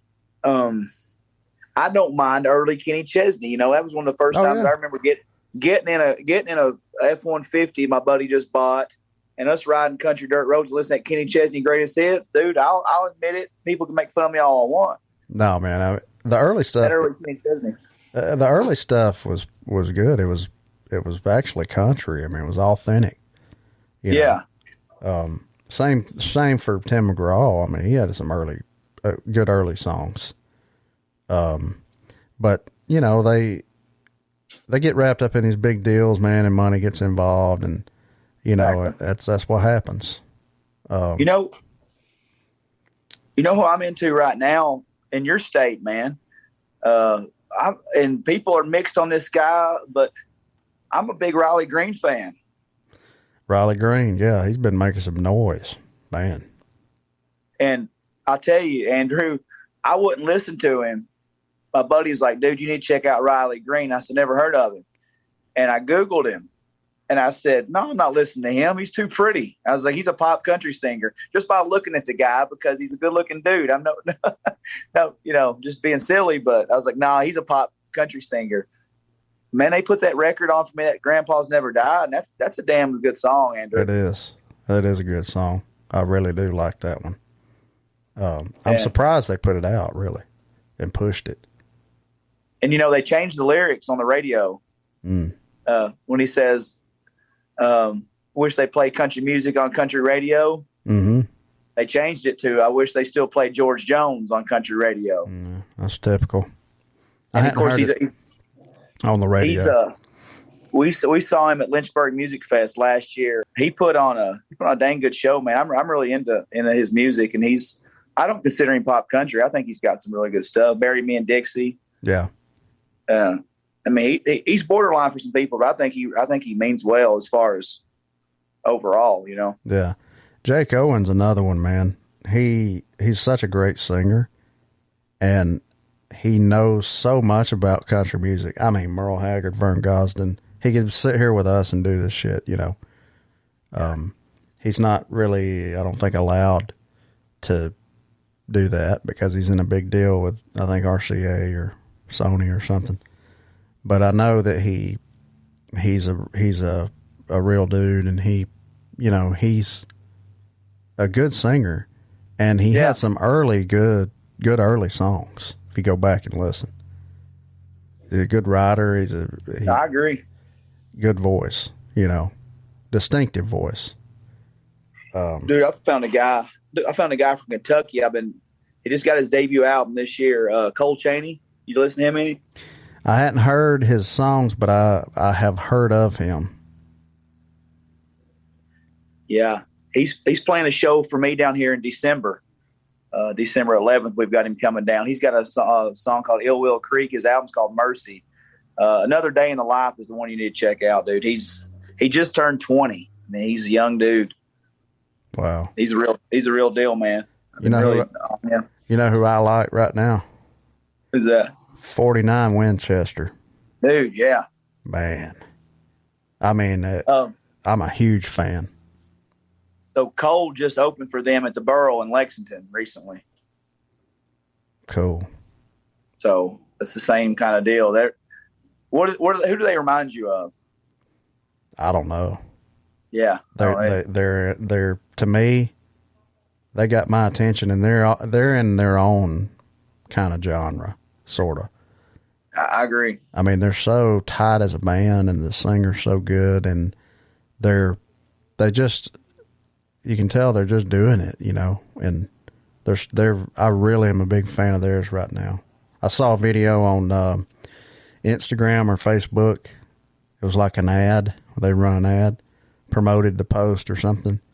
That's the first thing I saw of them. It was like a live video. Man, I was hooked. I went and followed them, looked them up, and bought their stuff. I mean, they're really cool. We haven't really talked about, for people listening, like how we met on Twitter, I think. Yeah. Over a Shooter Jennings post. That's right. Is that right? Yeah. I forgot about that, but that is right. Sometimes you get to knowing people and you don't even remember how you trace back, but that was it, I think. Yeah, I think you're right, because we were talking about the greatest run in the greatest run of albums from a single artist, like consecutively, one after another. And Shooter commented and said it was Hank Jr., you know, from Hank Jr. and Friends all the way up through like Man of Steel or Born to Boogie or something, was the greatest run ever. Just one album after the other, you know. Yeah. So I was like, I had always thought the same thing, you know, and I think you jumped in there too, and we DM'd each other, and then you told me, you know, about the podcast. That is how we met. Yeah. I knew it was something along those lines. I knew it was Twitter. I knew it had something to do with Shooter and Hank Jr., but I'm glad you can remember that. Well, I didn't until you rung my bell. Yeah. Man, you know, Shooter, that's another guy. That's kind of the guy that we've met, you know, through, but I mean, just his music as well. What's your favorite Shooter record? I really like Put the O Back. I like Electric Rodeo, and I like Shooter, the last one that he did with Dave Cobb. I loved it. I love. He played me Shades and Hues about a year before the record was out. We were on the bus somewhere. Man, you got to listen to this song. I wrote this. I'm so proud of this, you know. And he played me that song. He said, it reminds me of a Hank Jr. thing. And I was like, oh, that's great, man. It's so good. And then he played me Bound to Get Down. And he said it sounded like Born to Boogie, but it was like, at the end of it, the only thing I said is like, oh yeah, I love it. I said, but at the end you didn't do. You should have done the end, you know, like I was waiting to hear that at the end, and they didn't do that. But yeah, I love that record. It's great. That may be my favorite one of his. It was really good. I was hyped up reading the reviews on it, or like reading the interviews he did prior to it, just because he had never really done that honky tonk record like that. He told Dave Cobb, he's like, I want to do a 1980s Hank Jr. record. And so I was fired up, because what I respect about Shooter is, just like what you said about Hank Jr. earlier, he could have just opened the mailbox. Oh yeah. You know, and he could have really just wrote off the Waylon name, and Jesse as well. But, you know, those first three country records, he never really even referenced Waylon. You know, he had the song "It Ain't Easy" where he talked about his dad, and never saw Waylon, of course, or never said Waylon. Mm-hmm. But then he did the "Are You Ready for the Country" cover, kind of. But I mean, there was far and few references in between to Waylon, and then so he done the three country records. Then he put out Black Ribbons. When Black Ribbons was like 10 years ahead of its time. It was, yeah. You know, and I didn't love Black Ribbons when it came out, because I was a Shooter country fan. Mm-hmm. And I put that on, and I was like, what the hell is this? But some of those songs really, really, Black Ribbons, All This Could Have Been Yours. It's deep. Yeah. Some of those songs really, really resonated with me. Actually, those are probably like two of my 5 favorite Shooter songs. But then he kind of did his, you know, he kind of went through a patch there. And then when he met Colonel, you know, I think Colonel kind of reinvigorated Shooter. Oh, yeah. And he put out the Family Man and the Other Life record. Yeah. I just love that he's got the balls to just go out, because, you know, he made the George Jones tribute. He done the disco. I was backstage with him at a Harley shop in Maryville. And I said, man, you had me the first 3 records, and you put out Black Ribbons, and you kind of lost me for a minute. And he's like, oh, yeah, you think that shit's dark? He's like, I'm doing a disco tribute and Manson's on it. Mm-hmm. You know, right now. And he started to play me part of that record back at the shed there in Maryville. That was like 2 weeks before John died. I just respect that guy so much. And now he's getting into the producer role. And he made those, you know, won the Grammy with Brandy Carlisle, won the Grammy with Tanya Tucker. And he's, you know, Manson, that album Manson's like one of the best reviewed albums of Manson in years, you know. Yeah. I just respect what he does. I do too. I respect him. He's one of my good friends. He's such a champion for, you know, like you are, for independent artists that he thinks has talent. And he likes all kinds of music, man. He did not get into country music until he was in his 20s. You know, he didn't. He was into Nirvana and the whole 90s Seattle stuff. You know, he was into all that. Nails. Yeah, he was into all that. And, you know, that's good music. I like that music too. It took a while to get into country to understand it, you know, because it's story stuff. It's like real life. You have to kind of experience things, I feel like, to really let country music touch you. You know what I mean? Yeah, and only in music can the son of Waylon Jennings been positioned to sing on stage with Guns N' Roses. Mm-hmm. You know, and didn't he have like a chance to be the singer for a Velvet Revolver or something? Ain't there a story about something like that? Yeah, he had a shot at it, and you know, he worked with Duff. He did a solo record on Duff McKagan. He's worked with Bolin. Yeah. God dang, man. I mean, he's done Lucas so much. Nelson. Did he do some stuff with Lucas too? Yeah. He's one of a kind, really, man. And he mentioned me in a Billboard article when he put that record out, that Shooter record. I remember seeing that, man. That was big. That was cool, him to do that. He's mentioned me a few times and stuff. And we don't talk every day or nothing like that. You know, we kind of text here and there and talk about cryptocurrency sometimes and Bitcoin, Dogecoin and stuff. That's another conversation right there, I'd imagine. But oh yeah, you know, one of my favorite shows I ever saw of him, and you know, it sucks, dude, because I've referenced this show many times on One Lane Road podcast. But had I known what I was about to watch, I would have not drank so much prior to the show. But it was at an actual greenhouse in Nashville. I think I probably told you about this.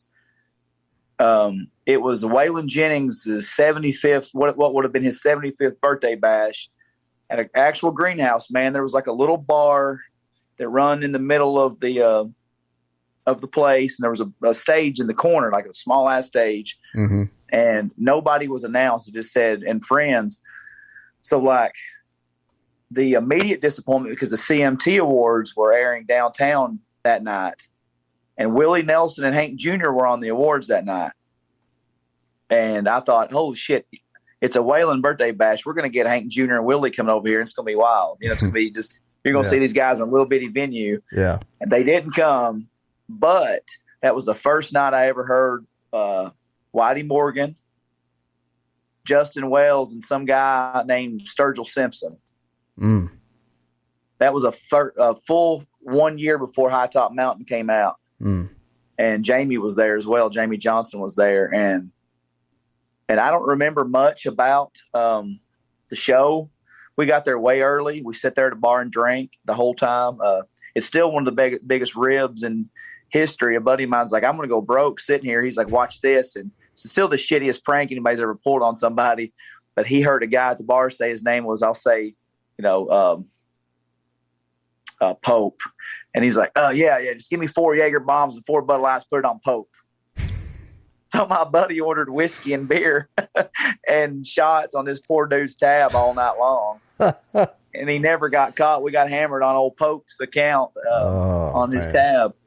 But yeah, Shooter got up there and was like, man, this is for my dad. All these guys have learned Waylon music or been influenced by Waylon. And Justin Wells was up there with Fifth on the Floor still. Leroy Virgil was there that night. Shooter's old guitar player. Mm-hmm. And crazy ass. And then I remember Whitey Morgan. It's still on YouTube somewhere. He put he done his version of Bob Wills is Still the King. Done Waylon is Still the King, which is really cool. And then Sturgill come up there, man. And I just remember looking, going, holy shit, yeah, this guy's got it, you know. Man, like, he's super talented. Huge fan. That was a free show. See that show 2012 for free with, you know. That's quite a bill. But I mean, Shooter's always ready to put people over, like, you know what I'm saying? Oh, yeah. He's always wanting to help out and to get those names out there. Yeah, he introduced Sturgill to Dave Cobb way before anybody knew who either one of them were. Yeah. Shooter is like the matchmaker, sort of. I mean, really, for artists and for producers to work with artists and stuff like that, he's kind of hooked a lot of stuff up. He don't talk about it because he don't brag on himself. You know, he has no ego. He's very humble. He's a great dude. I love him. Yeah. Yeah. He's top notch, man. He's one of those guys I've been listening to for going on almost 20 years now. It's crazy. And you come down to Huntsville, a show that we did, them Dirty Roses and me and Shooter. And yeah, that was a hell of a show. That was fun, man. Where was that? Was it what's the name of that place? Sidetrack or not Sidetrack? Sidetrack. I think that's it. It is it? Yeah, I think that's what it is. They've changed the name a few times, but man, that was fun. There's a lot of good acts that I see come through that little place, but that's just when Shooter had released, wasn't it? The last album he just released it. Yeah, I think so. Yeah, that was a fun night. We ended up staying out a little too long in Huntsville that night. It seemed like me and my buddy we didn't go home after that. Where'd you go? Well, I don't know. I have no idea. It's the only time I've been to Huntsville in my life. As long as you wasn't driving, it's all right, I guess. Why? I wasn't driving. Somebody. But no, that was you. Yeah, that was right. That was not long after the show you played for me down here. Yeah, it was around the same time. Yeah, a month or two apart there, and yeah, man, I just admire that dude. I'm glad you guys are buddies, and hope to see you guys link up. You know, I'd love to be at the Nashville Palace that night when you're up there. Oh, there's video. There's video of it. There's video on YouTube, I think, isn't there? I don't know if there's video of that one. There's video of one we did the Pressure Zone. Okay. We sang it. I can't remember where that was at. There's that video. That's the only one I know of. Okay, maybe I'm thinking about the wrong one, but I thought about doing like a little acoustic album. You know, some people have said they wanted to hear something new, and truth is, I can't afford it right now. It's expensive to make a record, but you know, I could sit here and do it at my house, I think. I got you covered, man. I've got a buddy down here that's got a recording studio, and there's some Jason Evans and James Reed, a lot of those guys from the I think it's called Green River Records. They come down and do records with my buddy at Stillhouse Recording Studio all the time. Yeah, it's finding a studio ain't the problem, really. There's a lot of studios around here that I could, but you know, I've got a little setup here, and I thought, man, I could probably do this. You know, I wrote a lot of little goofy songs during COVID, and I don't know. I just thought, man, it'd be kind of different, kind of fun, and I can't really promote it any, but I know that people on social media could help me promote it. Dude, that's all it takes anymore. Look at what all these guys are doing. Social media has got such a presence, man. If you just get it cut, you got a following out there. Yeah, it's people still say, you know, they like this song of mine or that one or this show they remember or whatever. It means a lot. And I've not really been out there a lot here lately, especially since COVID. You kind of forgotten about in 6 months or a year if you don't keep putting stuff out. I've never been one to just put something out for the sake of, oh, here's something new. You know, right. Like I feel I need to feel it. But I wrote these songs, I don't know, I've just kind of had a hankering to do it, you know, just to put it out and not even do CDs or nothing, just put it on iTunes, let people go download it. Spotify, you know, and let them steal it on Spotify, pretty much. That last record, man, was so good. I mean, I just, sorry, I'm down to battery there, but yeah, that last record. I mean, I've still got people texting me their favorite songs off that. You know, when your show, and we need to get together again and do a show. Yeah, I'm ready. Just holler at me whenever, man, and we'll make something work. It's just crazy because people are tagging me in posts now, and I'm not like a promoter. And you know, the thing is about down here is there's no true venues. And I've been on like the county over here because I mean, look, I was very grateful to use the building that I used down here for like the shows we did. But like Jason came into the show, he's like, "Wait, where's my green room, man?" I was like, the green room per se is back here, you know, and the place, the county over, where I just had Chris Knight at. Now, it's not probably the nicest place Chris has ever played, but man, it's got a really sweet setup. And that's where I'm thinking about having Cole at in December and seeing what the lineup looks like. And it's just about finding a venue, man, just having a passion to do this. And like you said, I'm not in it to do. And I told Jason and Courtney that, just like I told you, I was like, man, the crowd will more than make up for wherever we're going to play at. Yeah. And I'm just hoping there's some money circulating in these counties that something will turn over in the next couple of years where we can have a nice little venue here, because people want to do that. Like I said, not everybody wants to drive to Nashville, Knoxville, Chattanooga, Kentucky. It's just, we got to have something here if I'm going to keep trying to bring in names. And that was part of the problem for me and Ward. I would talk to Ward and I would talk to his record label, and they were always nice. But I told Ward, I was like, shit, man, you live 15 minutes. Let's do a show. Yeah. And he ended up playing the Bull and Thistle here that night. But I was like, that was the only hold up about me and him having a show. We just didn't have a place to have it. Yeah. And when you're with a booking agency too, they kind of make a lot of that call. They do. It's kind of out of his hands. That kind of thing. But I'm glad you're doing it, man. And, I'm glad y'all are still doing the podcast. It's the One Lane Road podcast. Y'all need to go subscribe to it and download. Especially download our episode, man, because it's probably about like this one here with a little more wrestling talk, I guess. Well, yeah, and Hank Jr. Pretty much the same stuff. That's all we know. That's all we know to talk about, y'all. Who was your favorite wrestler growing up? Oh, God. Is it Flair? Flair was good. Randy Savage. I loved Hulk, of course. I mean, that's the time for Hulkamania. Scott Hall, probably. I love Scott Hall so damn much. Man, he's just he encompasses everything about it to me. Like, he could, if he had the means, he could run his own thing. He could be Tony Khan if he just had the means to do it.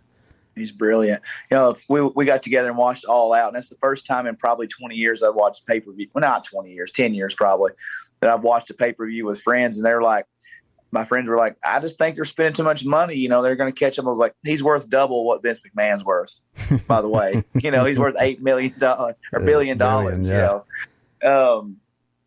So did I ever tell you my Hulk Hogan story, how I met Hulk? You have, but tell it on here that's a cool story. It's just a random story, more or less. So we used to vacation in Tampa, Tampa and St. Petersburg. So his beach shop is in Clearwater. So every year we would go down there hoping just to run into the Hulkster, And one morning I didn't look at when they opened, and got there way early, and nothing was open on the little street, Mandalay Bay down there. So we went and ate breakfast. Me and my oldest son, he was in 7th, 8th grade at the time, I guess. Just turned 15 this week, and named Waylon, by the way. He was a quarterback for the middle school team. So he's like getting into working out or whatever. So we ate breakfast, and still the beach shop hadn't opened yet. So Bushwhacker Luke owns a damn gym right above the beach shop. And everybody remembers the Bushwhackers. It's a wrestling fan. So we went up there and worked out. And the personal trainer comes up and he's like, hey, man, you're not regulars here. And I was like, yeah, how can you tell? We had Tennessee Titans and ball stuff on. And he's like, from Tennessee? And I said, yeah. And I was like, man, every year we vacation in here. We'll visit the beach shop and just hope that we'll run into the Hulkster, just that's my guy from childhood. And he goes, hold on a minute. He goes, yells at this guy across the room, and he's Hulk's workout partner. So he introduced me. He's like, this is Dustin from Tennessee. When's Terry going to be here? And the guy was like, that son of a bitch is running late already. He's already supposed to be here. And he's like, here's his deal. He goes pounds Miller Lights all weekend in Orlando and comes back, works out like a madman, through the week. And he's like, just go work out. He'll be here in a few minutes, and I'll introduce you. And I was like, oh, hell yeah, So we go back to working out, doing some curls. And by this time, my son's arm's about to fall off. you know?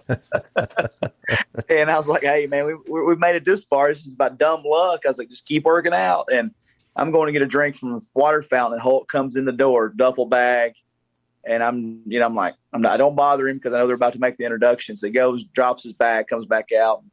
Dude gives me the whistle, and he's like, hey, come back over. He's like, hey, Terry, this is Dustin, his son, Waylon. They're from Tennessee.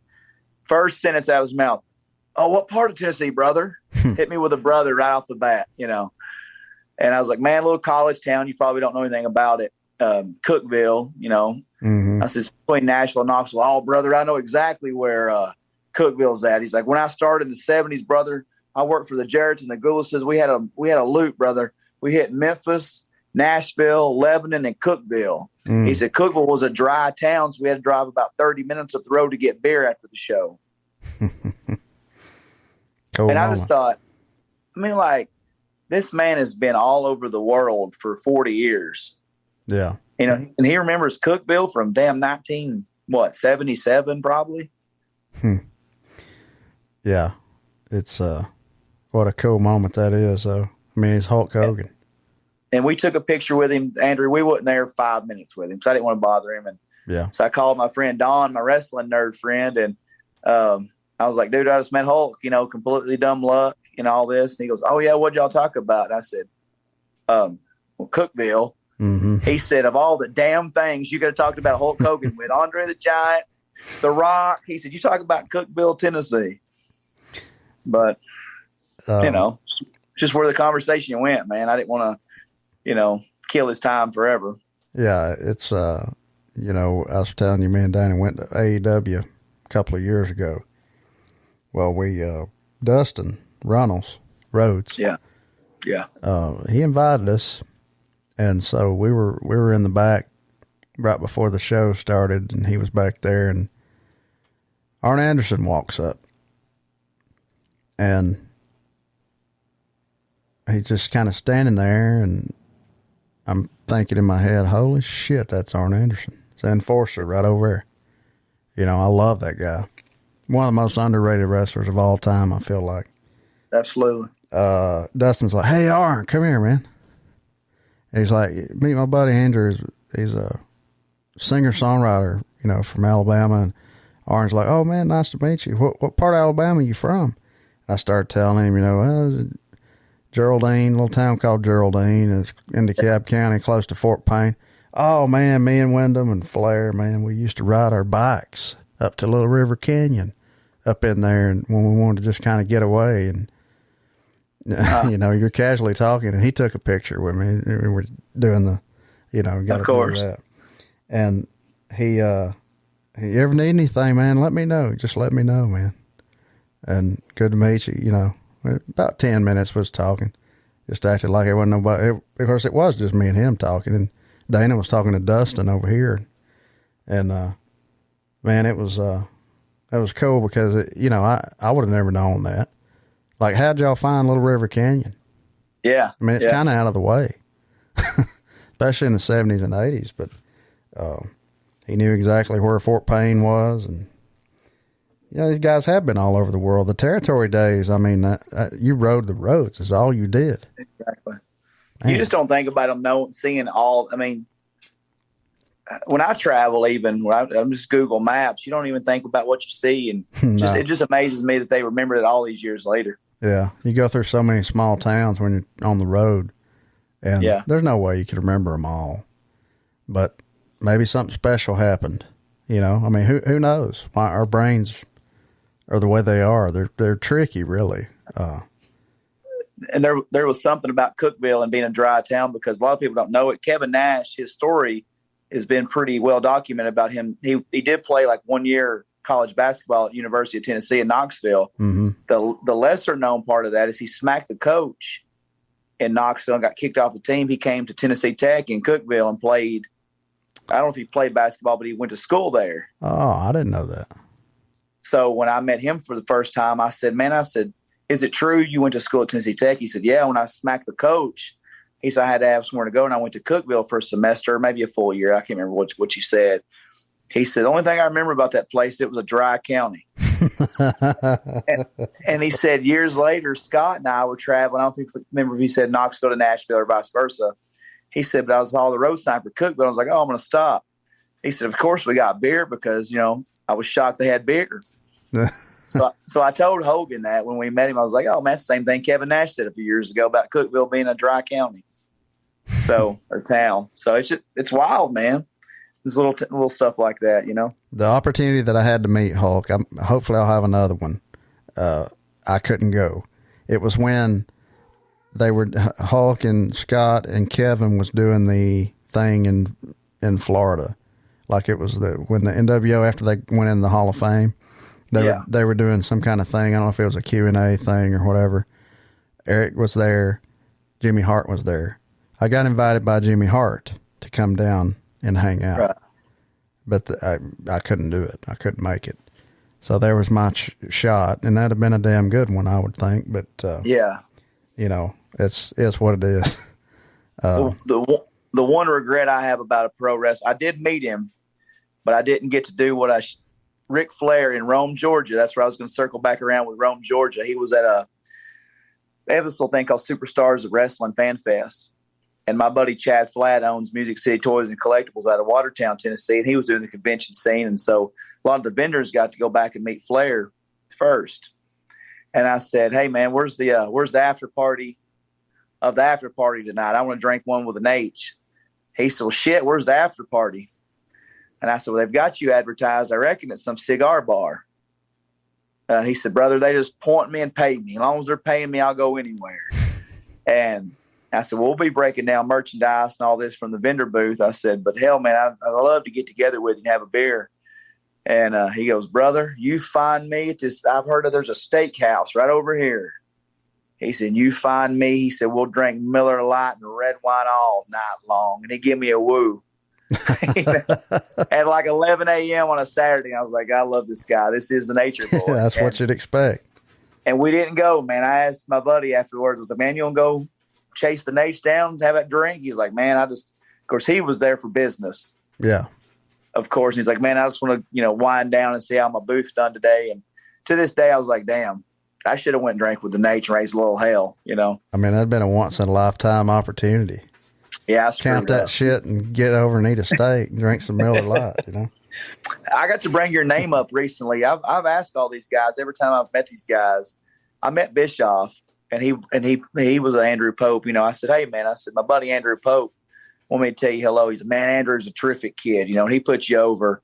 And not too long ago, my buddy Chad, the same guy with the booth, he's got a toy shop. He had Gallows over there. Oh, yeah.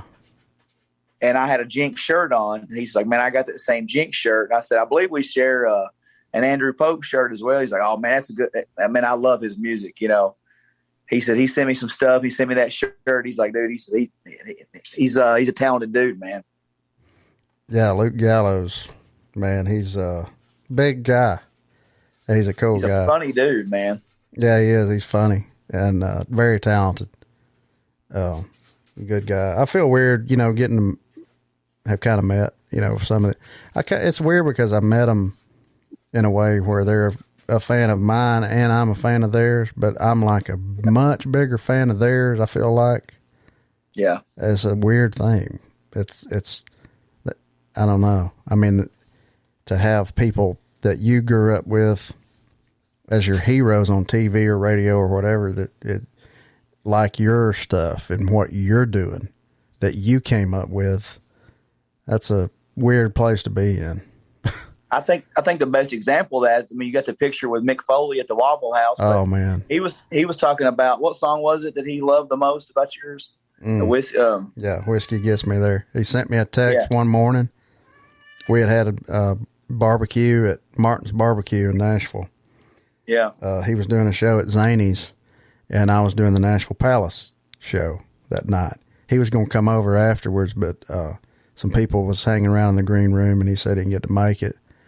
But he's like, "Hey, you got a CD or anything, man?" Put in the car. He had a rental car. I gave him one. I think I gave him a shirt too. He gave me some stuff, and he texted me about 2 weeks later. He said, "Whiskey Gets Me There is probably the best saddest song I've ever heard. Just out of nowhere. I was like, well, that was nice of him to say. It's kind of cool, you know. Freaking Mick Foley. Feeling. And every time he comes around, I mean, we get together. He lets me know he's in town. We get together at a Waffle House or something, you know. He's awesome. He's such a good dude that's helped so many people. Good heart, really good hearted guy. I feel like he's doing another one of those shows at Zany's this year. He may be. He's working like crazy. I mean, working like crazy. I think he told me September he's only got like 5 days off or something. Jeez, that's so random about him. The first time I saw him there was like in 2013. So when I saw the first communication I ever had with John Hensley, Colonel Hensley, was after Shooter played CMA Fest in 2014. Justin Wells took me back over to Riverfront Tavern, and it was like Shooter and Misty and Jesse Coulter, Billy Don Burns, just the whole group of them. Yeah. And so I asked Colonel, I said, man, this is really random. You're going to think I'm a friggin' weirdo for asking. I was like, were you at Mick Foley's stand-up at Zany's last year? And he's like, how do you know that? And I was like, well, dude, you're like 6'2" with an afro and you're white. You know, like. Yeah, you ain't going to mess John Hensley. You stand out, brother. And he's like, yeah. And he's like, come here. So Shooter and everybody else is sitting over here. Me and him sidebar at the bar, and we're taking Jaeger bombs. And we're telling wrestling stories. We're like me and you sitting here, and me and Colonel Hensley are just sitting there like, well, I met Ric Flair at WrestleMania, and you know they got to be friends with Curtis Axel, you know, Joe Henning. Yeah. And I forget if it was Josh Green. I can't remember who it was that Colonel was talking about. They took a picture. They asked to take a picture with Flair. So Flair just cuts his freaking scathing promo on him right there at the fucking WrestleMania after party. And he's like, dude, he's got me in tears. The Colonel's telling me, he's like, dude, Ric Flair's got me like in tears. Like he's hurt my feelings so bad because he's cussed me out. Because you're not supposed to, you know, take a picture at the WrestleMania after party if you're not a wrestler or whatever. And then I was like, well, dude, Ric Flair cut a promo on you, though. You know what I'm saying? Like, that's a better story. And I told him my story, the one I just told you. He's like, yeah, but yours went so much better. I was like, I met Ric Flair. You met the Nature Boy. Uh-huh.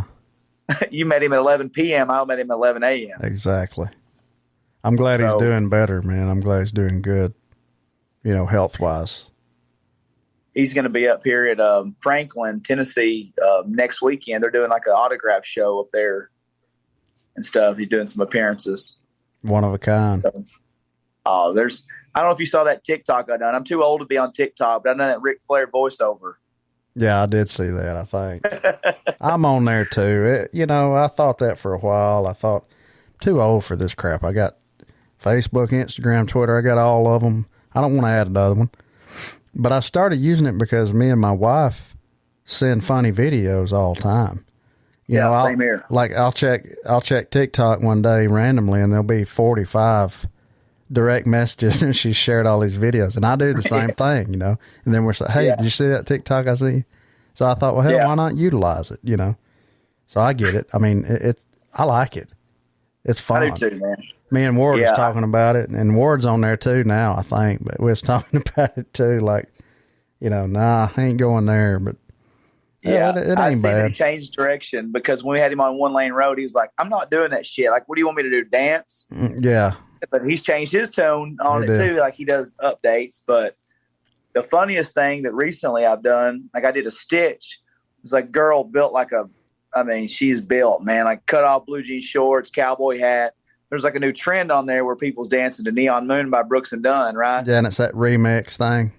Yeah, it's terrible, but like, she's like the hottest one I've seen. So I stitched it because I knew it'd get a lot of views if you use it. So I was like, my entire life, Brand New Man was my favorite Brooks and Dunn song. I said, after I've seen this video, Neon Moon is without a shadow of a doubt my favorite Brooks and Dunn song.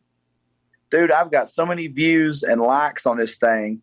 And it's the comments because people aren't realizing that I'm the dumbass stitching it. Yeah. And they're just seeing this really hot girl. So my comment section is blown up going, hey, gorgeous. Hey, girl. I got you. Oh my God, beautiful. You know, I'm like, dude. Oh man, it's a chubby 37-year-old on their side stitching this thing. You're not talking to the girl who made the video. Yeah, it's people are weirdos. Oh yeah, all kinds of kinds. That's for sure. Man, we could talk for hours, but you know your wife's gonna kill you, and mine is too. So, yeah, let's get out of here. But One Lane Road podcast though for sure. And if any of y'all want tickets, tell the date and the deal there. Yeah, North Springs Music Festival. It's in Whitleyville, Tennessee. Like I said, it's halfway between Nashville and Knoxville. $35 tickets on Eventbrite.com. October 23rd. Alex Williams, Julie Roberts, Logan Halsted, Rye Davis, Addison Johnson, Smokey Nice, Mike DeMeza, and Caleb and Leanne. So it's gonna be a hell of a time. Like I said, out here in the middle of a field in Tennessee, man, you can't go wrong. It's a hell of a time. And Andrew was there last year. Going to be back with us again, hopefully in the future. Yeah, man, that was fun. Well, good to talk to you again, man. Appreciate you coming on, and appreciate you having me on your podcast a couple of times and hiring me. Appreciate that. That's always good. Like I said, the only show I did last year was yours. So yeah, well, we're going to do some stuff together again, and I appreciate you having me. It means the world. I was glad to catch up with you. Like I said, you may have to put a hell of a description on this one to sexy it up a little bit, because I can't hang with all these musicians and wrestlers you've had on here. But I've had a hell of a time sitting here drinking these Miller Lights. Yeah. But time to get in here with the kids now, I guess. But yeah, I appreciate you, man. It's good to catch up. Yes, sir. And y'all tune in for the next episode, because we've got Gary Portnoy. Y'all don't know who he is. He wrote one of the most famous songs in the world, Where Everybody Knows Your Name. And he also is the singer on the Cheers theme song. He plays piano, and he's the artist on there, but he co-wrote it also. So do not miss that episode. He don't do a lot of interviews. I'm honored to get to talk to him. Don't miss that one. And I appreciate y'all tuning in to Picking It Out once again, and we'll see you next time.